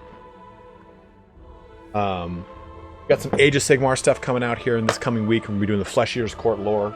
Finally, I've been slacking on that because I keep falling asleep while I read it, and it's not because it's boring. It's because I read it at like 12:30 at night. And then we're also going to have some fun stuff. I'm going to be dipping into Wolcen lore too. Got a video for Wolcen coming out in the next day or two, and we'll be doing some streams of Wolcen off camber or off like whenever I want. He signed up for the first one, but I mean, you got to consider that Turn works all week playing this game with you guys and then doing these streams. And it can be kind of like on the weekends when Anna's home, he wants to spend some time with, you know. I mean, if you think about it, like I've been only streaming this tournament for the last hour and 43 minutes, but ChosenOne has been playing, Hadres has been playing since 8 a.m. I mean, they had a check-in at 8 a.m. We went live at 9 a.m. They could start doing their initial matches and the preliminaries into the quarterfinals before the semifinals and the finals are streamed. So, you think about that, he's got to pretty much sit from 8 a.m. to 2, 3, 4 p.m. And if his wife has been working all week, he wants to spend some time with her, you know?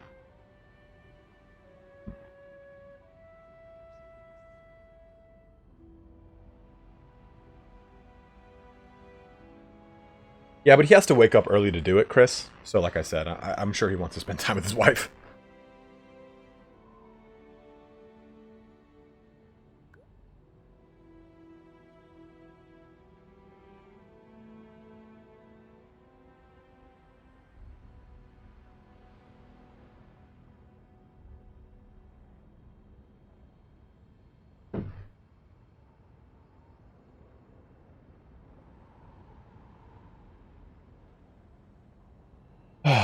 I think the problem with Turin's ECL is that he's just wrong. He just doesn't know the game, you know, right? Like when you guys listen to Turin stream, He doesn't make any sense, right? He just doesn't know he doesn't know a damn thing.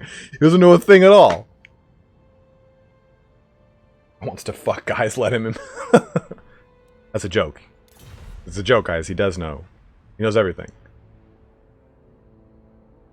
So Hadres is picking the Dark Elves, banning Vampire Coast and Tomb Kings, and ChosenOne is choosing the... Well, I mean, Turin only got into Warhammer with the start of Total War Warhammer 1. So he's been getting into the lore in a big way, though. He's read all the Gotrek and Felix books now. He's getting into it in getting into a cyber beef with Turin. I've known Turin more than I've known most people in my life right now. Longer. Have I ever kissed your father's son on the lips? Yeah, absolutely I have. I got 2 older brothers. You think I don't try? You think 2 older brothers don't play the, you know, that kind of chicken? But Turin just recently got into the lore, and he's been getting into it big. Like, he now has a lot of the 40k lore down. He's been reading 40k Black Library novels. He's been reading Warhammer Fantasy Chronicles novels. Like, all the...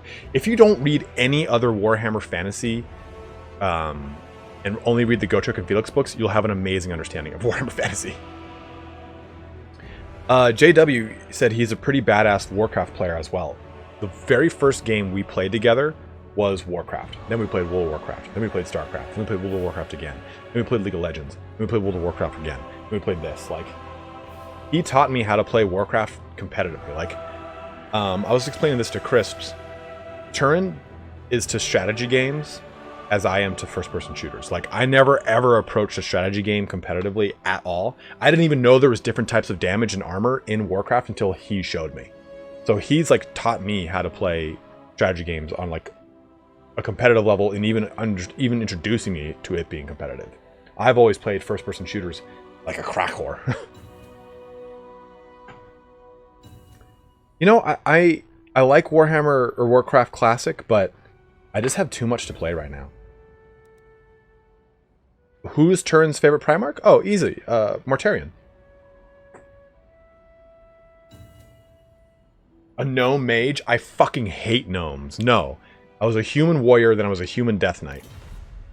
And then eventually when I went back for Legion, I moved my human death knight.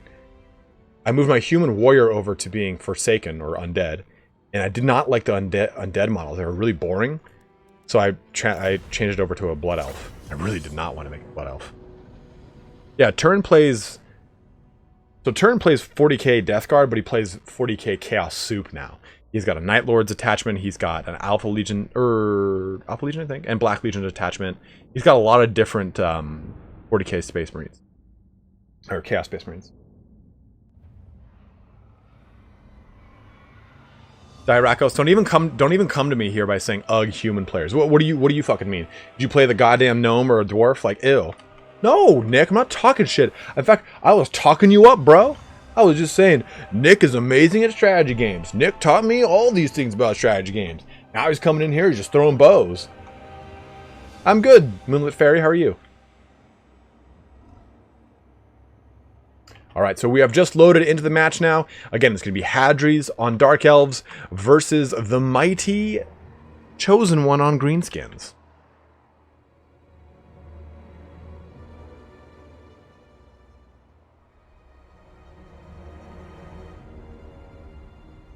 Speaking of strategy games, though,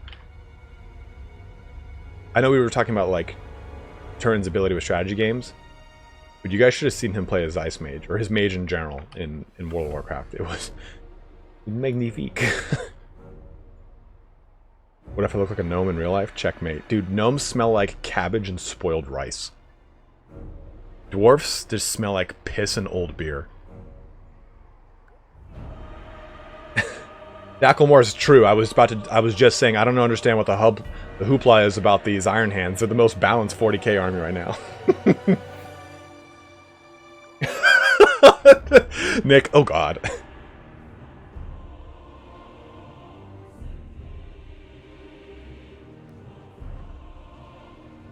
They really did. And you know what's worse about the Iron Hands ruining the tournament scene? Is 40k, or Games Workshop has not changed it. They've been like, well, working as intended.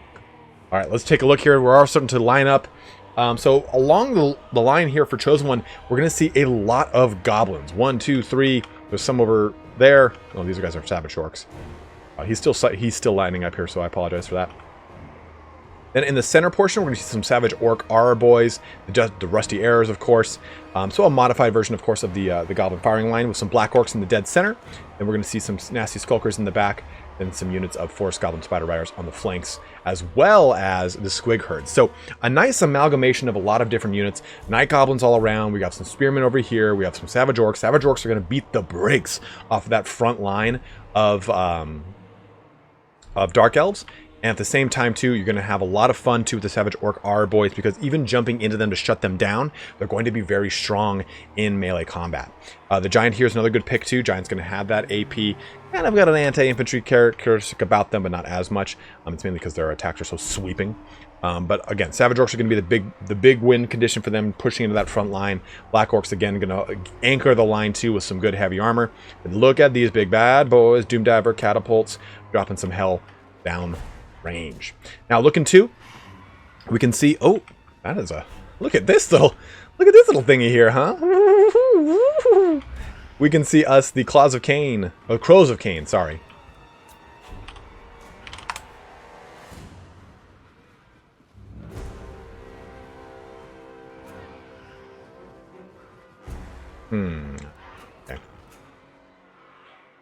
So we're going to be seeing 2 units of Doomfire Warlocks over here, Senescious Harvesters included here. We're going to see a Scourge Runner, 2 Scourge Runner Chariots, which are going to really pound into that Giant more than likely. A lot of Skirmisher Cav with 2 units of Dark Riders with Repeater Crossbows, 1 unit of Dark Riders with Shields, 2 supporting units of Dread Spears, and then a unit of Sisters of Slaughter. Now we're already getting the Goblin Wolf Archers in there, jumping in to get this this start. Oh, look at this charge right here onto these Night Goblins. Right through them. A supporting charge back in from the Forest Goblin Riders as well. And look at the Crows of Cain. Already hunting for their target. We did see Wurzog. Sorry guys, I did not see who the leadership was. But it's going to be Big Daddy Wurzog here with his FGA to get. Looking to lock down some scary targets, such as Malekith diving in hard. Hadres has just gone very aggressive with this play. He's already getting the Doomdiver catapult over here. He's going to have to get those nasty skulkers over there to help that out. But Wurzog just kind of dances out of this one, just shucking and jiving all over the place. You can see the Scourge Runner Chariot's got a big juicy target with these goblins, riding right through them and just doing tons of damage all over the place. The Giant kind of plodding about.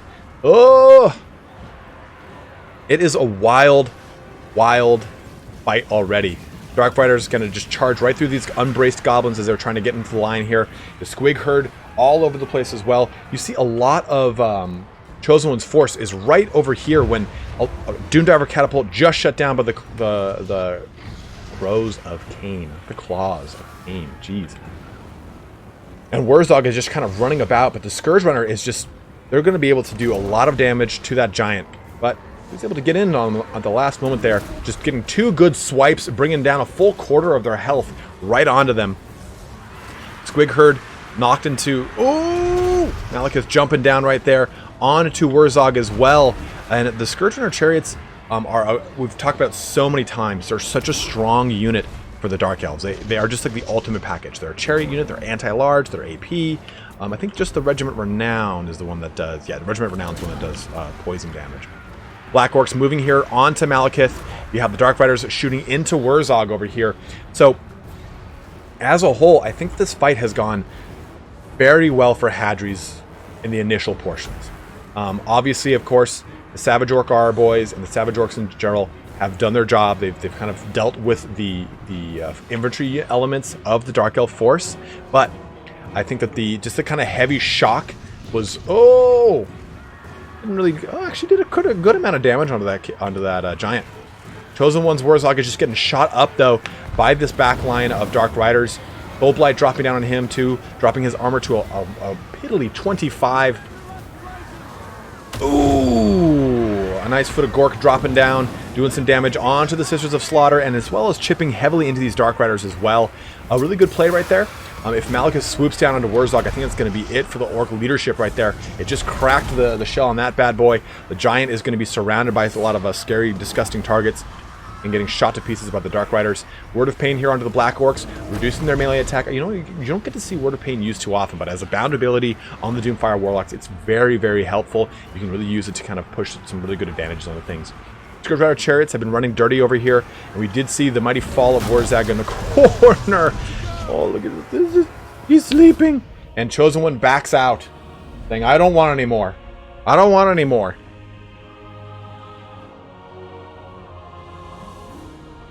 We have the first win of the finals here. Hadres moving up ahead. Just that heavy shock play in the beginning, man.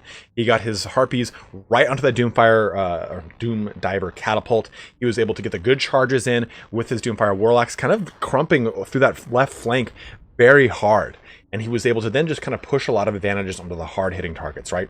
He shut down Warzog quickly, or at least put enough threat onto him that he couldn't really stay in one place. He got a lot of shots onto that Giant as well, and just an overall great initial deployment by Hadres. I think ChosenOne had a really good theory for an army here, but the initial charge in from Hadres kind of broke that cohesion quickly, and I think it kind of caused a little bit of a panic on the left side. Let's score, boy. Scoreboard. Let's score. Hadres 1. All right, so Hadres is up 1-0 against ChosenOne here in the finals. Let's jump on over to Liangui as our next map. What's my favorite AOS army? I like the Ideneth Deepkin a lot from a lore perspective. I like their models a lot. But I also really like the Bloodhounds of Khorne. That's the name of them. I was going to play them. And so I looked at the Ideneth Deepkin army a little bit more. But now it's definitely going to be the Lumineth Realm Lords. I can use Eltharion again. I'm going to be able to use Tyrion. Not so crazy about Teclis, but Tyrion and Eltharion, fuck yes. And their fucking Cav looks awesome.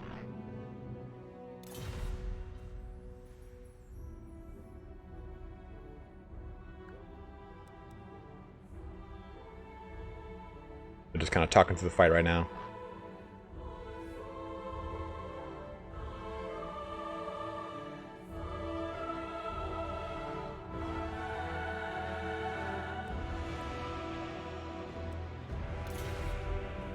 Knife Ear for life. I mean, honestly, I didn't want to play Elves in Age of Sigmar. I kind of looked at it and said, you know, if I'm gonna play Age of Sigmar, I want to play something different. And Nick was saying, like, why don't you just play Free Cities? You've got a High Elf army. And I was explaining to him, like, I've played High Elves through 7th edition and 8th edition. I played not 7th. I played them in 8th edition and in 6th edition. I've been playing High Elves for so much of Warhammer Fantasy that I just want to leave my High Elves with Warhammer Fantasy. I don't want to play them in Age of Sigmar as a free city. I want to just kind of, I want them to have their send off. Just keep them with the memory that was 8th edition Warhammer Fantasy, which is like overly sweeping and stupidly dogma. But with Age of Sigmar, I wanted something new and exciting, and that's why I thought, oh man, the Stormcast Eternals are really easy to get into because it's like a one-color army. Oh well, you know what? I don't like the way their naming mechanics work for all their units. They have a lot of roster bloat. Okay, I won't do them. Let's take a look at the Bloodhounds of Khorne, or the Blades of Khorne. All right, these guys look really sick. I really like this. I like the way the rules work. For contrast paints, they're easy to paint. I could just swap like Gilliman Flesh on them and then like hit them with another shade and they're pretty much done. Because they're almost all like bare-chested with just like jeans on.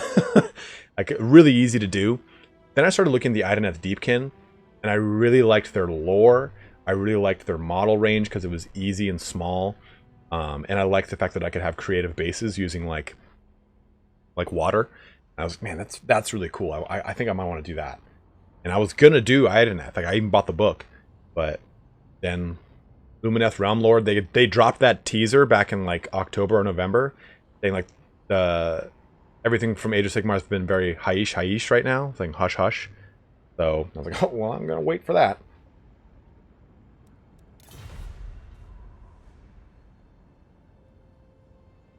All right, so ChosenOne is banning the Dark Elves, or he's choosing the Dark Elves and banning Empire and the Wood Elves.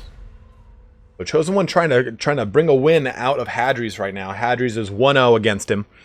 And we're in the finals. This is a best of 5. So if Hadres can win 2 more times, he'll be winning that Warpstone token and pushing into the finals, the grand final. While they're setting their armies up here, guys, I'm going to use the restroom real quick. I've burned through lots of ounces of water, so give me just a sec.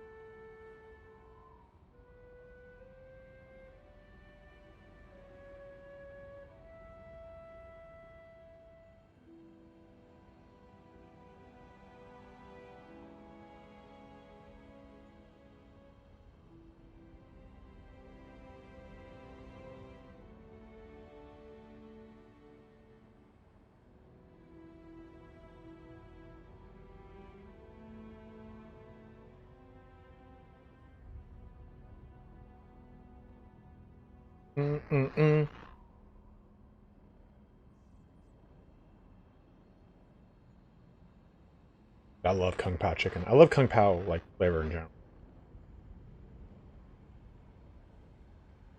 I wonder. Oh, so Hadres is picking the Tomb Kings. So we'll see this on the map of Liangui. ChosenOne playing the Dark Elves versus Hadres Tomb Kings. This will be a very interesting fight. Dark Elves going to have a lot of AP stuff that can threaten the large constructs of the Tomb Kings. Tomb Kings, on the other hand, again, do have large constructs that can plod through a lot of the forces of Dark Elves. And on top of that, they have a lot of Skirmisher Cav that can threaten back into the Dark Riders, which are going to be very prevalent with Dark Elf picks.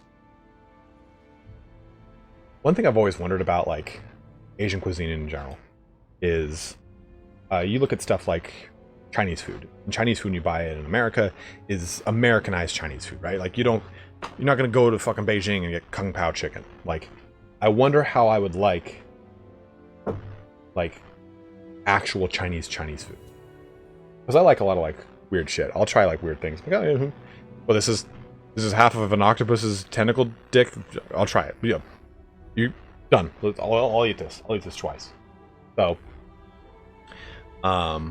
I'd really be interested to see how I would do with that. There's a show on Netflix called Disgustingly Delicious, or Disgusting Delicious, Ugly Delicious.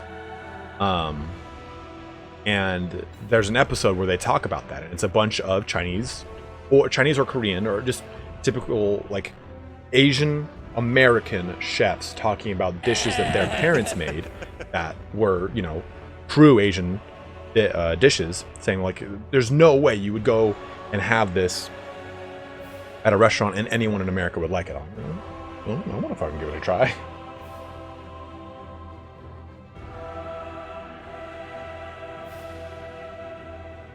No, Poker Pup, I have not. It's referenced in that show, though.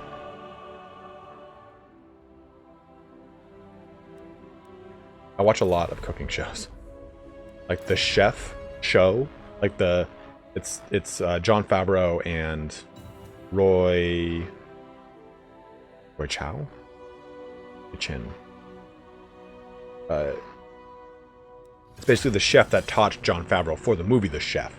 They made a show for Netflix, and it's them kind of going to a bunch of different places or making some of the recipes that they did. I love watching that shit.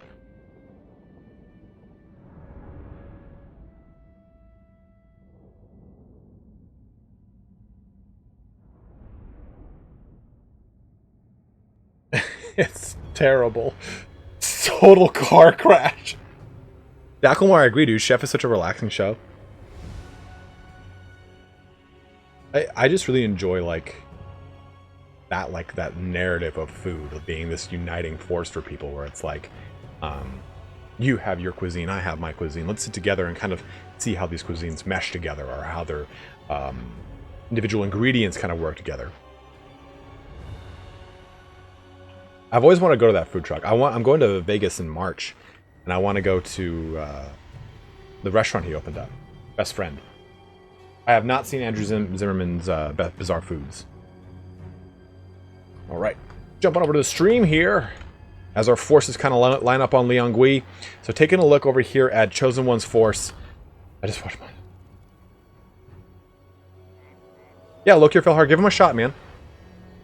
You see Dread Spears throughout the front line here. Again, we are fighting against the Tomb Kings. I think Dread Spears are a very good play. You're going to be fighting against a lot of constructs. You're going to do well enough against skeleton warriors of all shapes and sizes. So the point of these is to hold the line so you get the other scarier things in play. That's why you've got Black Art of Nagron, anti-large and AP. Cold One Knights, anti-large and AP. One unit of Bleak Swords in the back here. A Scourge Runner Chariot? Yep, Scourge Runner Chariot over here. That is going to be that. We're going to see 3 units of Dark Riders with Repeater Crossbows, and again, 2 Doomfire Warlocks. So almost a repeat of what we saw with, as far as the Skirmish Cav goes, or the Vanguard Cav, from what Hadres just took against ChosenOne's Greenskins. So an interesting play there. Then we're going to see Marathi here with Doomfire Bolt as well as Melkoths. God damn it. Oh, that's one of Caradon, sorry. Soul Stealer as well as Melkoths Misfying Miasma. And also we're going to see the Heartrender and the Dark Sword as well. You know what I love? Is Mongolian barbecue, or Brazilian barbecue. I'll fucking kill someone to go to Brazilian barbecue. So, take a look at Hadri's force. 1, 2, 3, 4 units of skeleton horseman archers. Now, take a look at the big difference here. 140 range in these guys with 76 speed. Now, taking a look at these, 92 speed. So they'll be able to outrun them, but these guys are going to outrange them. So it's going to be an interesting counter skirmish cav fight in the beginning. A nice good front line of skeleton warriors across the way. Some Tomb Guard in here as well. 1, 2 units of Tomb Guard with some skeleton spearmen in the back line. Karan horsemen all the way in the very back. Going to add some good punch to the overall charge of Hadri's army. We're also going to be seeing too the Hero Titan as well as Arkan the Black with his Tomb Blade, Spirit Leech, as well as Fate of Buna down here. The Liber Mortis as well as the Staff of Nagash. Oof, already some shots going in here. Going into the Skeleton Warriors. Not so sure about these guys being a good target here. You know, they do have silver shields. I mean, you might as well just kind of use your Chaff Infantry against their Chaff Infantry to hold them up. I would much rather want my my Dark Shards to be shooting into something like a Hero Titan or just kind of saving their shots. But we can see that the armies are kind of skirting around each other right now. The Dark Elves trying to get good charges in here. Gold One Knights just kind of pushing through right into these Tomb Guard over here, trying to shut down the heavier units of the Tomb Kings to kind of weaken them for the rest of the force. Pulling out of this fight, though, we can see that Marathi and the Gold One Knights are getting out of this one. Some carrion, though, swooping down all over the place. Looking to possibly pin down Marathi in place as the Nekaran horsemen jump into the fight over here. Gold One Knights getting right out of this, looking to kind of come back right. Oh, nope. The Nekaran horsemen right into these Cold One Knights. A nice drop down. I think this is Liber Mortis or the coming down here. What is happening? Oh, oh, oh! The Staff of Caradon dropping down, and then a Spirit Leech into the Cold One Knights from Arkan the Black. A lot of damage coming down over in this little pocket. Arkan the Black has moved over here as well. Another Staff of Caradon coming down right here into the Skeleton Warriors. Just missing the mark a little bit. Not doing a ton of damage at all. Dread Spears trying to move up and into the Skeleton Horseman Archers. And then we're going to be seeing Fate or Spirit Leech again onto Marathi. Summon up from the Tomb Blade of Skeleton Warriors right in front of the Black Guard of Nagaron, holding them in place so they cannot get invested into this Hero Titan. A nice good play there by Hadres. ChosenOne jumping right onto Arkan the Black though, trying to use that anti-large and AP damage coming out of Morathi onto the big squishy target that is Arkan. Arkan using Liber Mortis as well as Staff of Nagash to try and reduce that recharge, get that good physical resistance out of this big pocket right there, mitigating a lot of that charge out from Morathi. Now, taking a look at this fight here, though, we can see the carrier being shut down over here, but they have knocked out a unit of Dread Spears. They still have to deal with these Scourge Runner chariots. So I was going to say, get the Nehekar and Horseman on there, and he just did it. Hadres is kind of putting some focus onto ChosenOne Scourge Runners. Scourge Runners can really threaten a lot of these big units over here, so getting them out of the fight is going to be really good and tasty. Nice drop down too of another Soul Blight, getting some 30 armor and overall weapon damage reduction in this good pocket of Skeleton Warriors. I did not see that Necrotech. The Necrotech's going to be able to heal up this Hero Titan right now. Hero Titan though still has just a beastly 70 armor, a big old bastard. Ooh, a swoop down of Morathi here right onto Arkan the Black. Morathi is going to get shot up too, but getting some of the Doomfire Warlocks in there to kind of add some mass to that, get him wrapped up. Can't quite do it, and it looks like Hadres is just going to squeeze Arkan out of this one and keep this entire fight invested into some Skeleton Spearmen. A good little move there. Coming back in and cycle charging in with Arkan. Pretty dangerous right now. He does have Soul Stealer on him, so he's going to be able to tank, or he's giving health back to Morathi by staying in this pocket. Soul Stealer will drop out as long as you move out of range of this circle here. Arkan's pretty low though. A nice summon up though of the Ushabti, keeping Morathi invested into that fight. Caradon just missing Arkan the Black yet again. Hero Titan is just all up in the face of these Scourge Runner chariots, knocking them apart for Hadres and knocking out one of the biggest anti-large threats in the battlefield. But take a look at this. ChosenOne still has a big, juicy target and unit of Black Guard of Nagaron in full and in great health. Tons of units of Darkrider's Repeater crossbows also in pretty good health. So Hadres does have quite a bit of a fight ahead of him. He has knocked out the Scourge Runner. A lot of the main body of the Dark Elves is dealt with.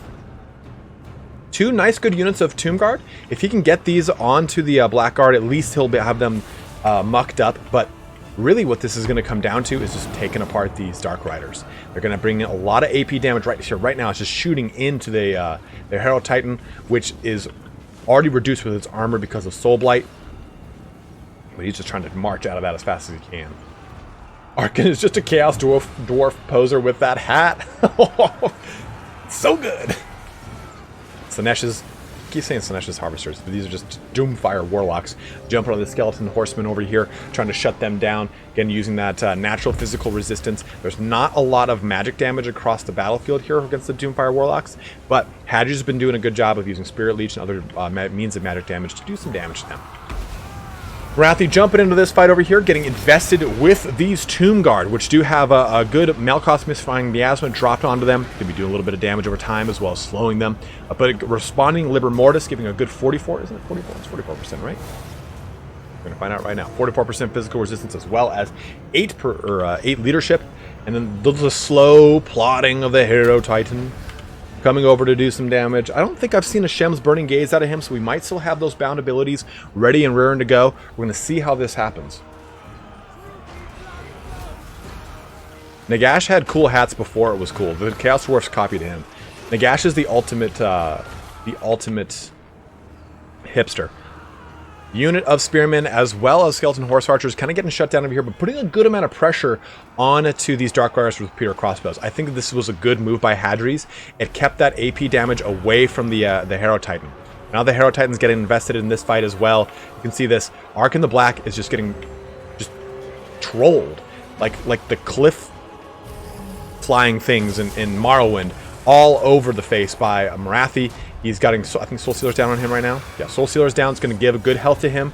Now, he's moving that Soul Stealer around. He's putting it on the rest of his force, but he has to try and do something to keep Morathi off his tail. Arkan is so low right now, and as soon as Arkan pops, it's not going to be very good for Hadres' entire army. Another summon up, though, from his Arkan Tomb Blade, getting some Skeleton Warriors right in on this fight over there. Liber Mortis jumping down, trying to get one last charge out of this thing before the end of the fight here. Looks like, oh no, Caradon dropping on him. Can he evade it? 328 health. Yeah, that thing's gonna whiff. Oh! barely, though. That Nagash model. His old one. So taking a look at this force, though, we still have a good unit of summoned up Skeleton Warriors. These guys will disappear pretty soon, and that's going to affect that balance of power bar. The Ushapti summon has already been done, and did we just see Ark of the Black die? No, he's over here. He's way over here. And this is that point of the fight where both armies are kind of wrapping up units that are fleeing, kind of just doing any kind of damage they can to these little tiny pieces of the army to pick them apart and stuff like that. Kind of bringing the playing field back to the status quo. So you can see that we did get these guys come back online over here, and this unit of Red Spears doesn't matter. They just wanted to break these ones down here, shatter them entirely. This unit of Blackguard of Nagron is about to be dealt with handedly. But we can still see a unit of Skeleton Spearmen over there. These guys just fell out of the fight here. Oh, nice Dark Omen. But the Skeleton Warriors over here are still in very good health, and they were able to shut down and finish off this unit of Doomfire Warlocks. So right now, it's these two units of Dark Riders and Morathi, and then this little tiny force of Scourgerunner Chariots against a pretty decent little force here, or remaining force. There's enough infantry elements and units to kind of do enough damage to Morathi, or at least get her mucked up. But I think the big thing here is going to be keeping Arkan defended. He is so low in health. I think he's just going to pop from leadership. Like, I'm worried about him, man. Gem's Burning Gaze just smashing into the face of Morathi, only hitting with one or two of the 3 or 4 bolts, is what I meant to say. Uh-oh. Morathi's coming in for it. Scourgerunner Chariots got a target. Looking to go right for Arkan. I think Arkan's trying to get enough casting up to either do a Fate of Bune onto something, or a Spirit Leech down onto Morathi for his final cast before just getting completely obliterated with that closing charge in from Morathi. 1 to 3 bolts. Thank you very much. 1 of the 3 bolts hit. Mouth won't work. Scourgerunner Chariot just kind of getting completely surrounded here, trying to get that thing to completely break. The Skeleton Horseman Archers just popping it off at that last part there.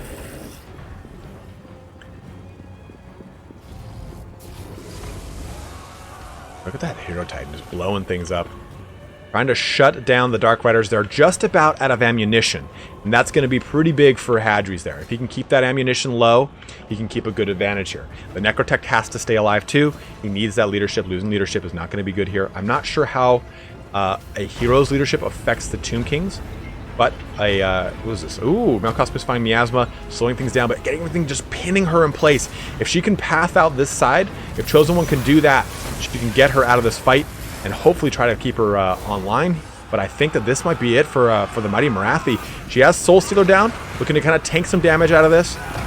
Just brought the Dark Riders in to help with the entire pocket here, but I think that big charge in from the Dark Riders was able to free her up from the damage that was being done. Woo! The nice thing here is, these are Skeleton Warriors. They don't have to deal with Vigor as much as other things do, but they still have to deal with it nonetheless. A nice little charge in from them. Boom! Right into these Skeleton Warriors. Gonna get a supporting charge probably from the Dark... Oh! Shem's Burning gets all bolts smacking into the butt of Morathi, which I think she actually kind of liked that. She's down to 1,300 health here. The Hero Titan still has some good health on him at 6,100. But the big thing is that this army is probably going to get pulled apart now because of the amount of mobility the Dark Elves still have and the amount of ammo. There's just a few shots left on this unit of Dark Riders Repeater Crossbows. This might be their last volley right here. And this unit is just about on its last 1 or 2 volleys as well. That's going to put the Hero Titan in a pretty advantageous situation. There's not going to be as much AP on the table, but of course Morathi does have anti-large and AP. And the rules are going to be forced out pretty soon here. Once both these units run out of ammunition, both armies have to be making the intent to move aggressively towards one another, or they will be breaking the rules. So, we got one army. These guys are now out of ammunition here. And once these Dark Riders shoot this last volley or two, everything's going to have to just pile in. Blackguard of Nagaron coming in on this too.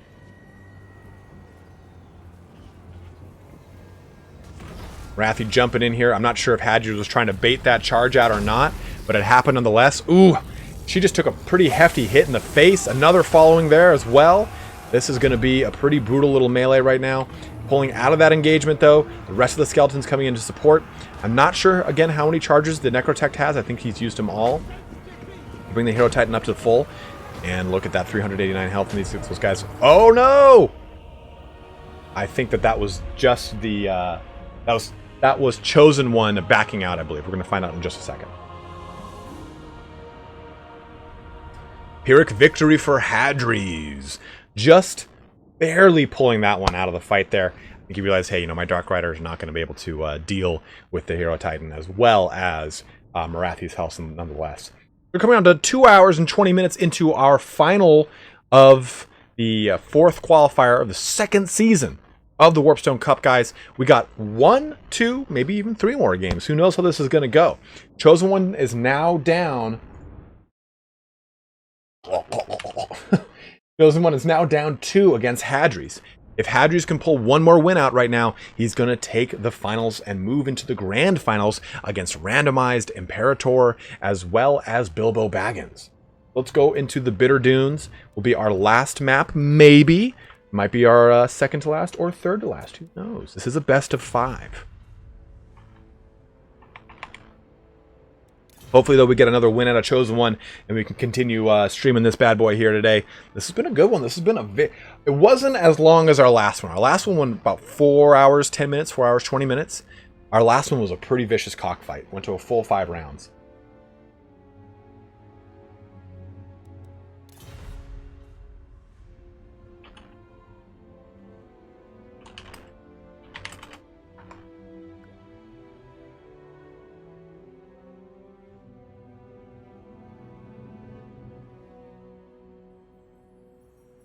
All right, Zig Marks, thanks for joining in, brother. Hey, Nick, if you're there, Hadres was just asking, and I always get kind of confused in this part. Round 3 is pick 1, ban 1, right? But he was saying, does it restart with Chosen banning 1 and picking 1? Like, is it 1 ban each? He's saying, are we doing Chosen bans 1, I pick 1, and then ban 1? I think it's just 1 pick, 1 ban, right? Oh. It's best of 5 right now.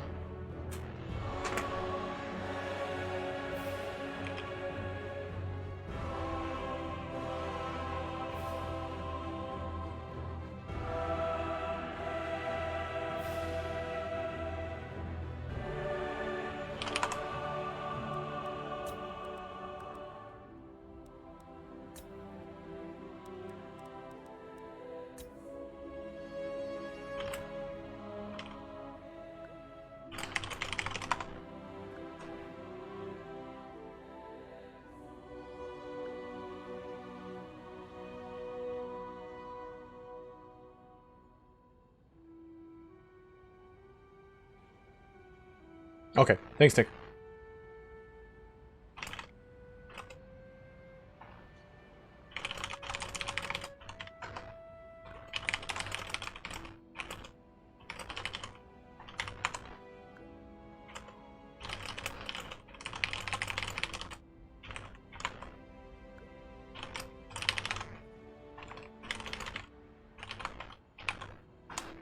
I get kind of confused with the picks and bans, what's when and when's where. Oh.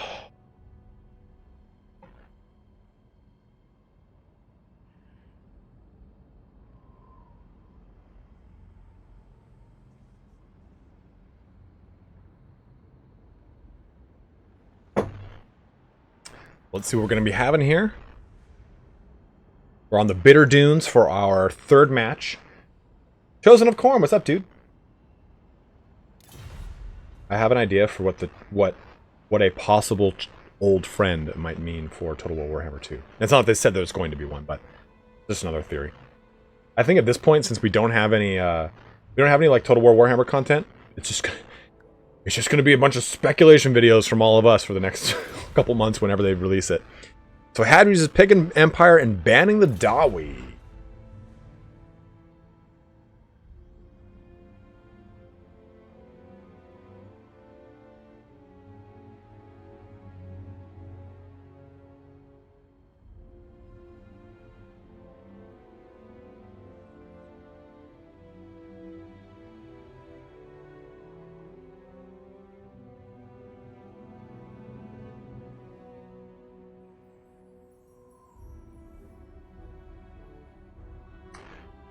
News in April or May on Reddit. Ooh.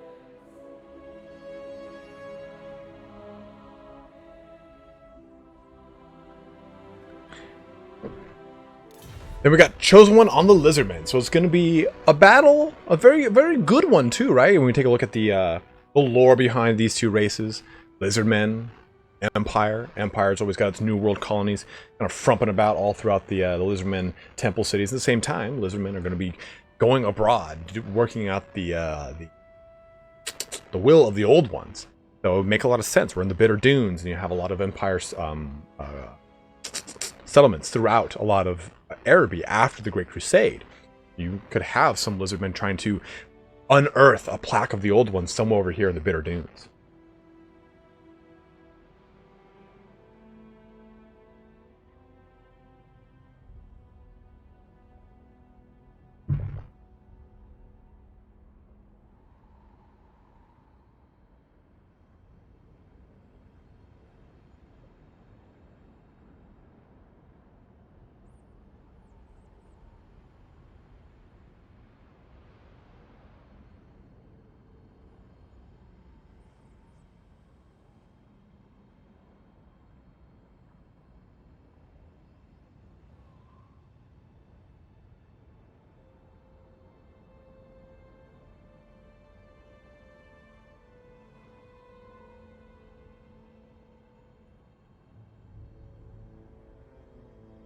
Iron Thunder, though, I think that for the High Elves, Averlorn is the most interesting of the campaigns.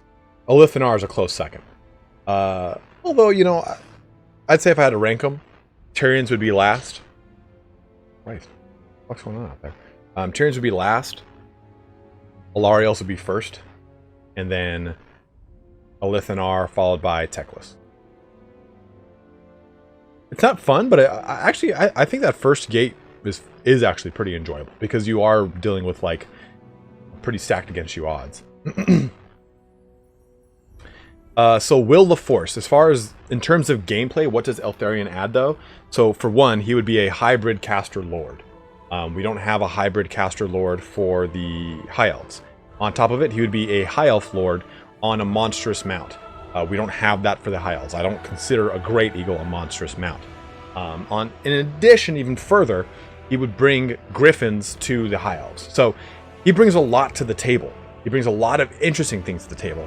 Not in any way that any other lord would do. I mean, well, if you had Caradrian, he would be able to ride a phoenix. So yeah, sure, phoenixes would be a mount, but griffins aren't even in the High Elf roster right now. They made up a huge part of the competitive portion of the High Elf roster in 8th edition. I think Eltharion brings quite a bit to the table.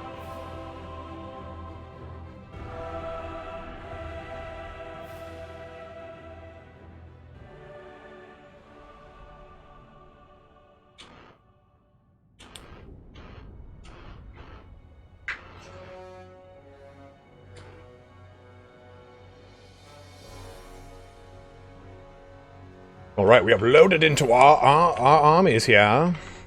So again, we're going to have ChosenOne as playing the Lizardmen versus Hadres on the Empire. Dacklemore just said, I used to goof on Eltharion for getting one-shotted by Arkin, but I actually really like him now. He had probably like the best send-off of any lord in End Times that got killed.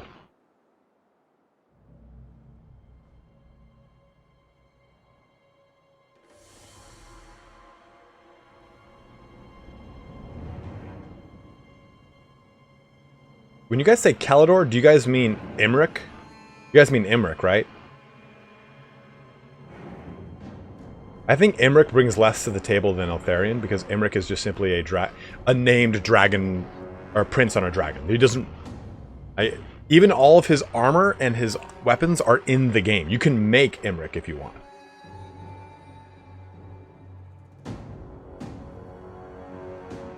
Alright. Let's jump on over here. They're just kind of finishing setting up right now. Let's take a look at the cannons of Hadres. He's got 3 great cannons here. Each one is going to look like it's going to be getting its own spearman regiment dropped on top of it. It's supported by some Reiksguard on the left and right flank. Back is going to have some Pistoliers to kind of cover fire, give some covering fire. Karl Franz with Reichland, Moonfang, Galmaraz, and Stand Your Ground, as well as Foeseeker. And the front line, too, is going to be consisting of more Spearmen, Sigmar's Sons, and the Great Swords unit. This is going to be a pretty solid little force against the Lizardmen. It's going to have a lot of cannons to threaten things, a lot of anti-large from the Spearmen, and some Reiksguard to kind of ride things down. We're going to rely on the Great Swords probably to do some damage to any kind of the Dark Chamber Guardians, any Temple Guard units that we see across the Lizard army. Well, on that note, let's take a look at the Lizardmen. So we're going to see 1, 2, 3 units of Skink cohorts with javelins right through here. We're going to see 1 unit of Red Crested Skinks.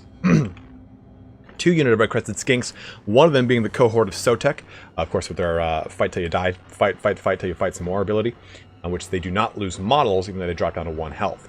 A Skink Priest of Heavens, a Skink Priest of Beasts, a Transformation of Kadon, as well as Curse of Midnight Wind on these 2. They're going to be seeing 2 units of Saurus Warriors, supported by 3 total units of Cold One Riders. Oh, 2 Horned One and 1 Cold One Riders, nice. And then 2 units of Chameleon Skinks. Oops. Who is leadership? I didn't... Oh, and also a Feral Stegodon. Aha. Looks to be just a simple Saurus Oldblood scratching his back with his sharp obsidian. Look at that. I didn't know he did that. That's disgusting. Woo.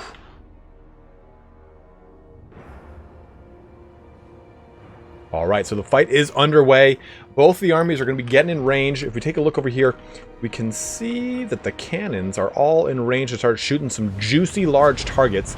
That Feral Stegodon, or Astilodon, might be the next one. Oh, looks like they're shooting into the Skink cohorts with javelins over here. You've got Karl Franz kind of checking out the front line, trying to find out where any kind of chameleon skinks are, any kind of skink skirmishers are. A nice little play over here by Hadres. He's spreading his whole formation out too. He doesn't want any of these chameleon skinks to get a good wraparound onto his backline. Chameleon skinks are not the best fighters, but I mean 24 and 20, or I'm sorry, 20 and 24 with poison damage. I mean, that can do a pretty good amount of quick damage to a undefended cannon unit here. So defensive geometry kind of shifting over here, kind of pushed a little bit of an advantage. They know they've got that side of the wall that they're cleared to kind of move against now. They're trying to use it to push out against ChosenOne's Lizardmen. Discovering the chameleon skinks over on this side of the board, though, we're going to see some Pistolier play coming against them. Pistoliers are quite fast, though, right? They've got a good 90 speed. The poison to chameleon skinks, though, is going to slow them down, keep them kind of stuck in their tracks for a little bit. Moving these skirmishers a little bit closer, or javelins a little bit closer. We can see the cohorts getting closer to the front line. Feral Bastiladon getting mucked apart here. And then a good little charge in from the Reiksguard onto these Cold One Riders, shutting them down fast, just kind of eliminating that portion of the play. Pistoliers riding right through these Skink cohorts with javelins as the front line kind of gets going here. Reiksguard into this unit of chameleon skinks, but Horned One countercharging into that as well. We can already see that front line is going to start engaging right here. Sigmar's Sons moving into engage. We can see the Great Swords jumping onto the cohort of Sotek here. That juicy frontline charge. Ooh, looks like they did not get a chance to countercharge that, so they ate the charge in the face. Not getting a chance to use their... Oh, Curse of Midnight Wind. Ripping through a good 2-for-1 on that. Well, 3-for-1 actually. Kind of knocked over the Jade Wizard. But returning a heal right onto that those Halberdier units. That's going to be a pretty good little play right there. And this unit of Pistoliers was shut down pretty handedly. Now the Reiksguard are going to be able to come back to this fight after shutting down that unit of Cold One Knights on the far flank. The Feral Stegodon is gone and out of this fight now, but look at this. This unit of Saurus Warriors is going to be uncontested pushing right into this back juicy line. The Horde ones are going to be moving in as well. Halberdier's going to be trying to screen that charge out, but I think at the last moment, though, ChosenOne's going to get a little bit more value out of this one than Hadres is. Hadres at the same time is getting a lot of 2-3-1 charges in here. He's got his unit of Greatswords with Stand Your Ground and Rakelin Runefang popped onto them, trying to get a lot of good advantage on here and shut down this the unit of Horde of Sotek. But take a look, Refuse to Die is enabled, and they're going to be staying in that fight for just a little bit longer. Carl Franzo moving over here, trying to hit into these Xaris Warriors, and a juicy charge into the rear of the Mega Zeppelin by the Horned Ones here. Transformation of Katon. This is not going to go too well for Hadres here. I think that this might be the one that ChosenOne takes off of Hadres, bringing it to a 2-1 match right now. I think that Hadres has got a lot of really good momentum. He's using his skin skirmishers to shut down stuff like the Pistoliers or get at least into these bigger, juicier targets. Like, look at this. Right onto this unit of Great Cannons.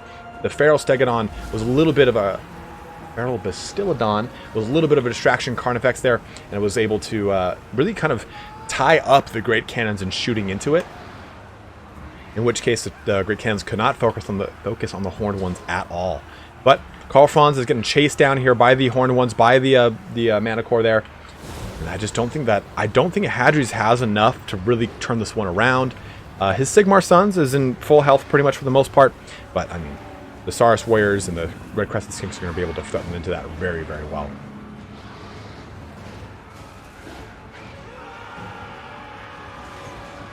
Balance power bar is still at 50-50 right now, but we're going to probably see that shifting here as a lot of these units kind of start to flee off the battlefield. Carl Franz able to kind of use the Reiksguard to help push back against these Horned Ones, dropping them below 50% health, and just to at least get the rampage off from the Feral Manticore. But again, too, look at this. Carl Franz is in not a great shape, and his Jade Wizard, his support, is about to just get capsized here by the dual punch of this unit of Horned Ones and this unit of Saurus Oldblood. The one thing about the Horned Ones is they're very strong, right? They've got 48 weapon strength. They've got a good amount of melee defense and attack at 46 and 30. But the problem is that while they do have 30 melee defense, it's not that great for a cav unit. So at the long run here, you can see that they just don't really stand up to the test of time if they are not supported well enough. Carl Franz, though, jumping in with for Hadres to save that Jade Wizard at the last second. ChosenOne, though, still wanting that Jade Wizard juicy butt and going right for it. Some Spearmen jumping in on this fight as well. Carl Franz is in very bad shape. He is focused by a lot of scary targets right now. He's got the Horned Ones, he's got the Feral Manticore, he's got the Saurus Scar Veteran on this, or Old Blood, I'm sorry, and the caster from the... oh no! And there it is, a heal a little too late. Carl Franz is going to be paying the troll toll as he jumps down and out of this fight. Woo! We need a hero!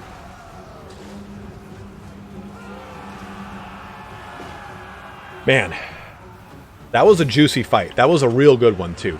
I think that Hadres responded to a lot of these fights pretty well. I mean, he was able to use Carl Franz to threaten into the Horned Ones well enough with his Reiksguard, but I think that his Reiksguard on this left flank got shut down so quickly that they couldn't really be used in conjunction to press back against the Horned Ones. The Horned Ones right now are probably going to be routing off for this fight. I mean, it looks like Carl Franz is coming back a little bit, trying to get some damage in because the Jade Wizard did stay in the fight. They want to try and get that Saurus Oldblood out of this one. Really now, it's the balance power bar just shifted back to 50-50. These Horned Ones are starting to really kind of not last throughout this fight, and I think if Carl Franz can get his last bits of health out onto the Saurus Oldblood, he might be able to clinch it. Oh no! Look at this! He just took out... Oh, he's terrified, so he's not completely gone. He might be able to come back. The Jade Wizard is still in the fight, and I think that's the big thing here. Dropping... Carl Franz back up into the air, going right for it. The Reiksguard are still in this fight as well. Looking to get a nice good charge here. One unit of Horned Ones is now shattered. I think the other one is completely gone. I might have spoke too soon, guys. I think that Hadres was able to pull this back by using... Oh my god, the enemy lord is down! ChosenOne is out! Holy crap! I honestly thought that Hadres wasn't going to be able to pull that back. And clinched it. He clinched that round 3 win to shut out an undefeated. I think he went undefeated the whole way through here, guys, right? Oh my god. That was An insane comeback. Like I was saying, the Horned Ones just don't really last that long, prolonged fight. They need a lot of support, and they need support from other infantry units, from healing. And I think that is what happened. The Horned Ones coming into that tail end of that fight were at good health, but he used Karl Franz to threaten into them. He used the dual charge from Karl Franz and the Reichsguard to threaten back into the Horned Ones. And I think at the same time, ChosenOne couldn't capitalize on the fractured units of the Empire because he couldn't crack Karl Franz. Karl Franz is a bit of a glass cannon, but he is very wiggly and squirmy, and he can jump out of fights if you do not wrap him up properly. I think that's the big thing with Karl Franz, is although he does do a lot of damage and he can die quick, you do have to keep him pinned down to get that win. Wow. Wow, what a great fight there, guys. Woo! Man. He is Prince and Emperor. Damn, that was a great fight there by Hadres to clinch that Game 3 win. Woo! Man, that was pretty good. Pretty goddamn good.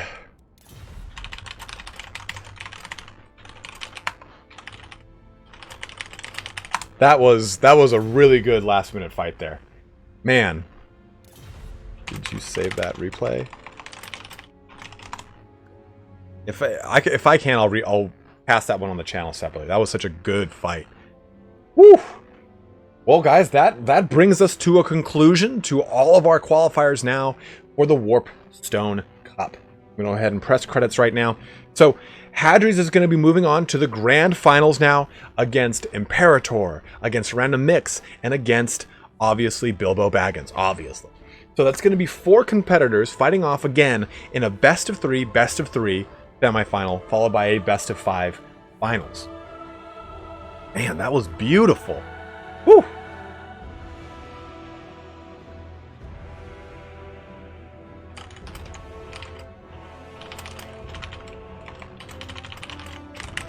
So it looks like he did save that replay, so we'll have it in the bank here. Absolutely, Kirill, thanks for joining us, man. And a huge shout out to everyone who threw out some super chats and donated here today. Jesus Christ. Garland Green, Poker Pope 1, and Frankie Frank. Thank you guys so much for your donations during the stream. It was an amazing boon. I always really appreciate it, guys. There was a surprising amount of spears left in the fight, and I mean, there is not a ton of armor on Horned Ones, so those spears actually can do some good damage. Oof! Man, that was juicy. That was a great fight. Alright, guys, so we will be back for the grand finals at an undisclosed date. I'm going to have to coordinate with Turin, see when he's doing his grand finals, and when all my players have their availability. We will have that grand finals here, hopefully in the next week or two.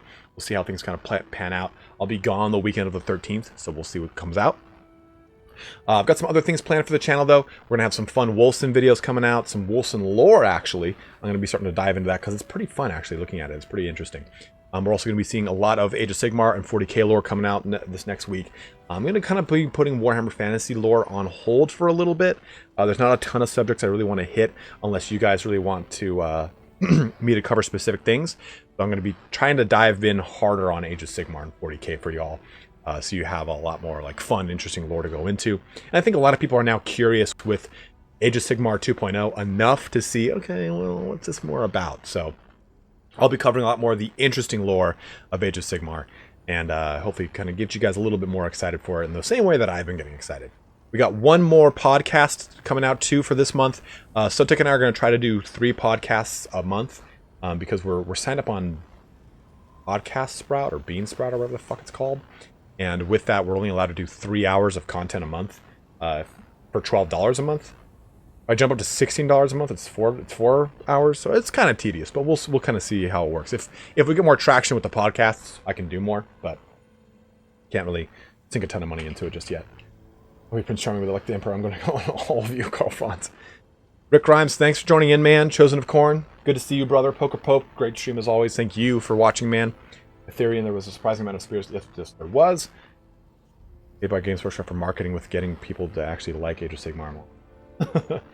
Hi guys, I'm Italian Spartacus from YouTube, now working for Games Workshop, telling you more about Age of Sigmar. I know what you're thinking. I'm getting paid to do this. And you're absolutely right. I think what makes getting into Age of Sigmar from my perspective, like learning it through myself or through Lord Master Sotek, is because we are not getting paid to tell you to do it. Like, we're getting paid because we're giving you honest feedback. We tell you outright, like, what portions of Age of Sigmar are complete shit. We say, like, okay, well, this part of the lore, crap. Wait till it gets updated. Don't even bother looking into it. Like, it's just going to frustrate you and make you wonder why the end times even happen. But when we look at original cool stuff about Age of Sigmar, when we look at Ideneth Deepkin, Flesh Eater's Court, when we look at hopefully what comes with Lumineth Realm Lords, we start to see cool lore. We start to see really good stuff. So I'm excited to talk about that stuff on the channel and kind of share it with y'all. Goodbye, old friend. Later, Chosen. All right, guys. Thank you so much for tuning in here today. Have a great rest of your weekend. Be safe out there. Don't do anything I would do, and don't do everything that I wouldn't do. Please do everything. But again, guys, have a good one, and take care.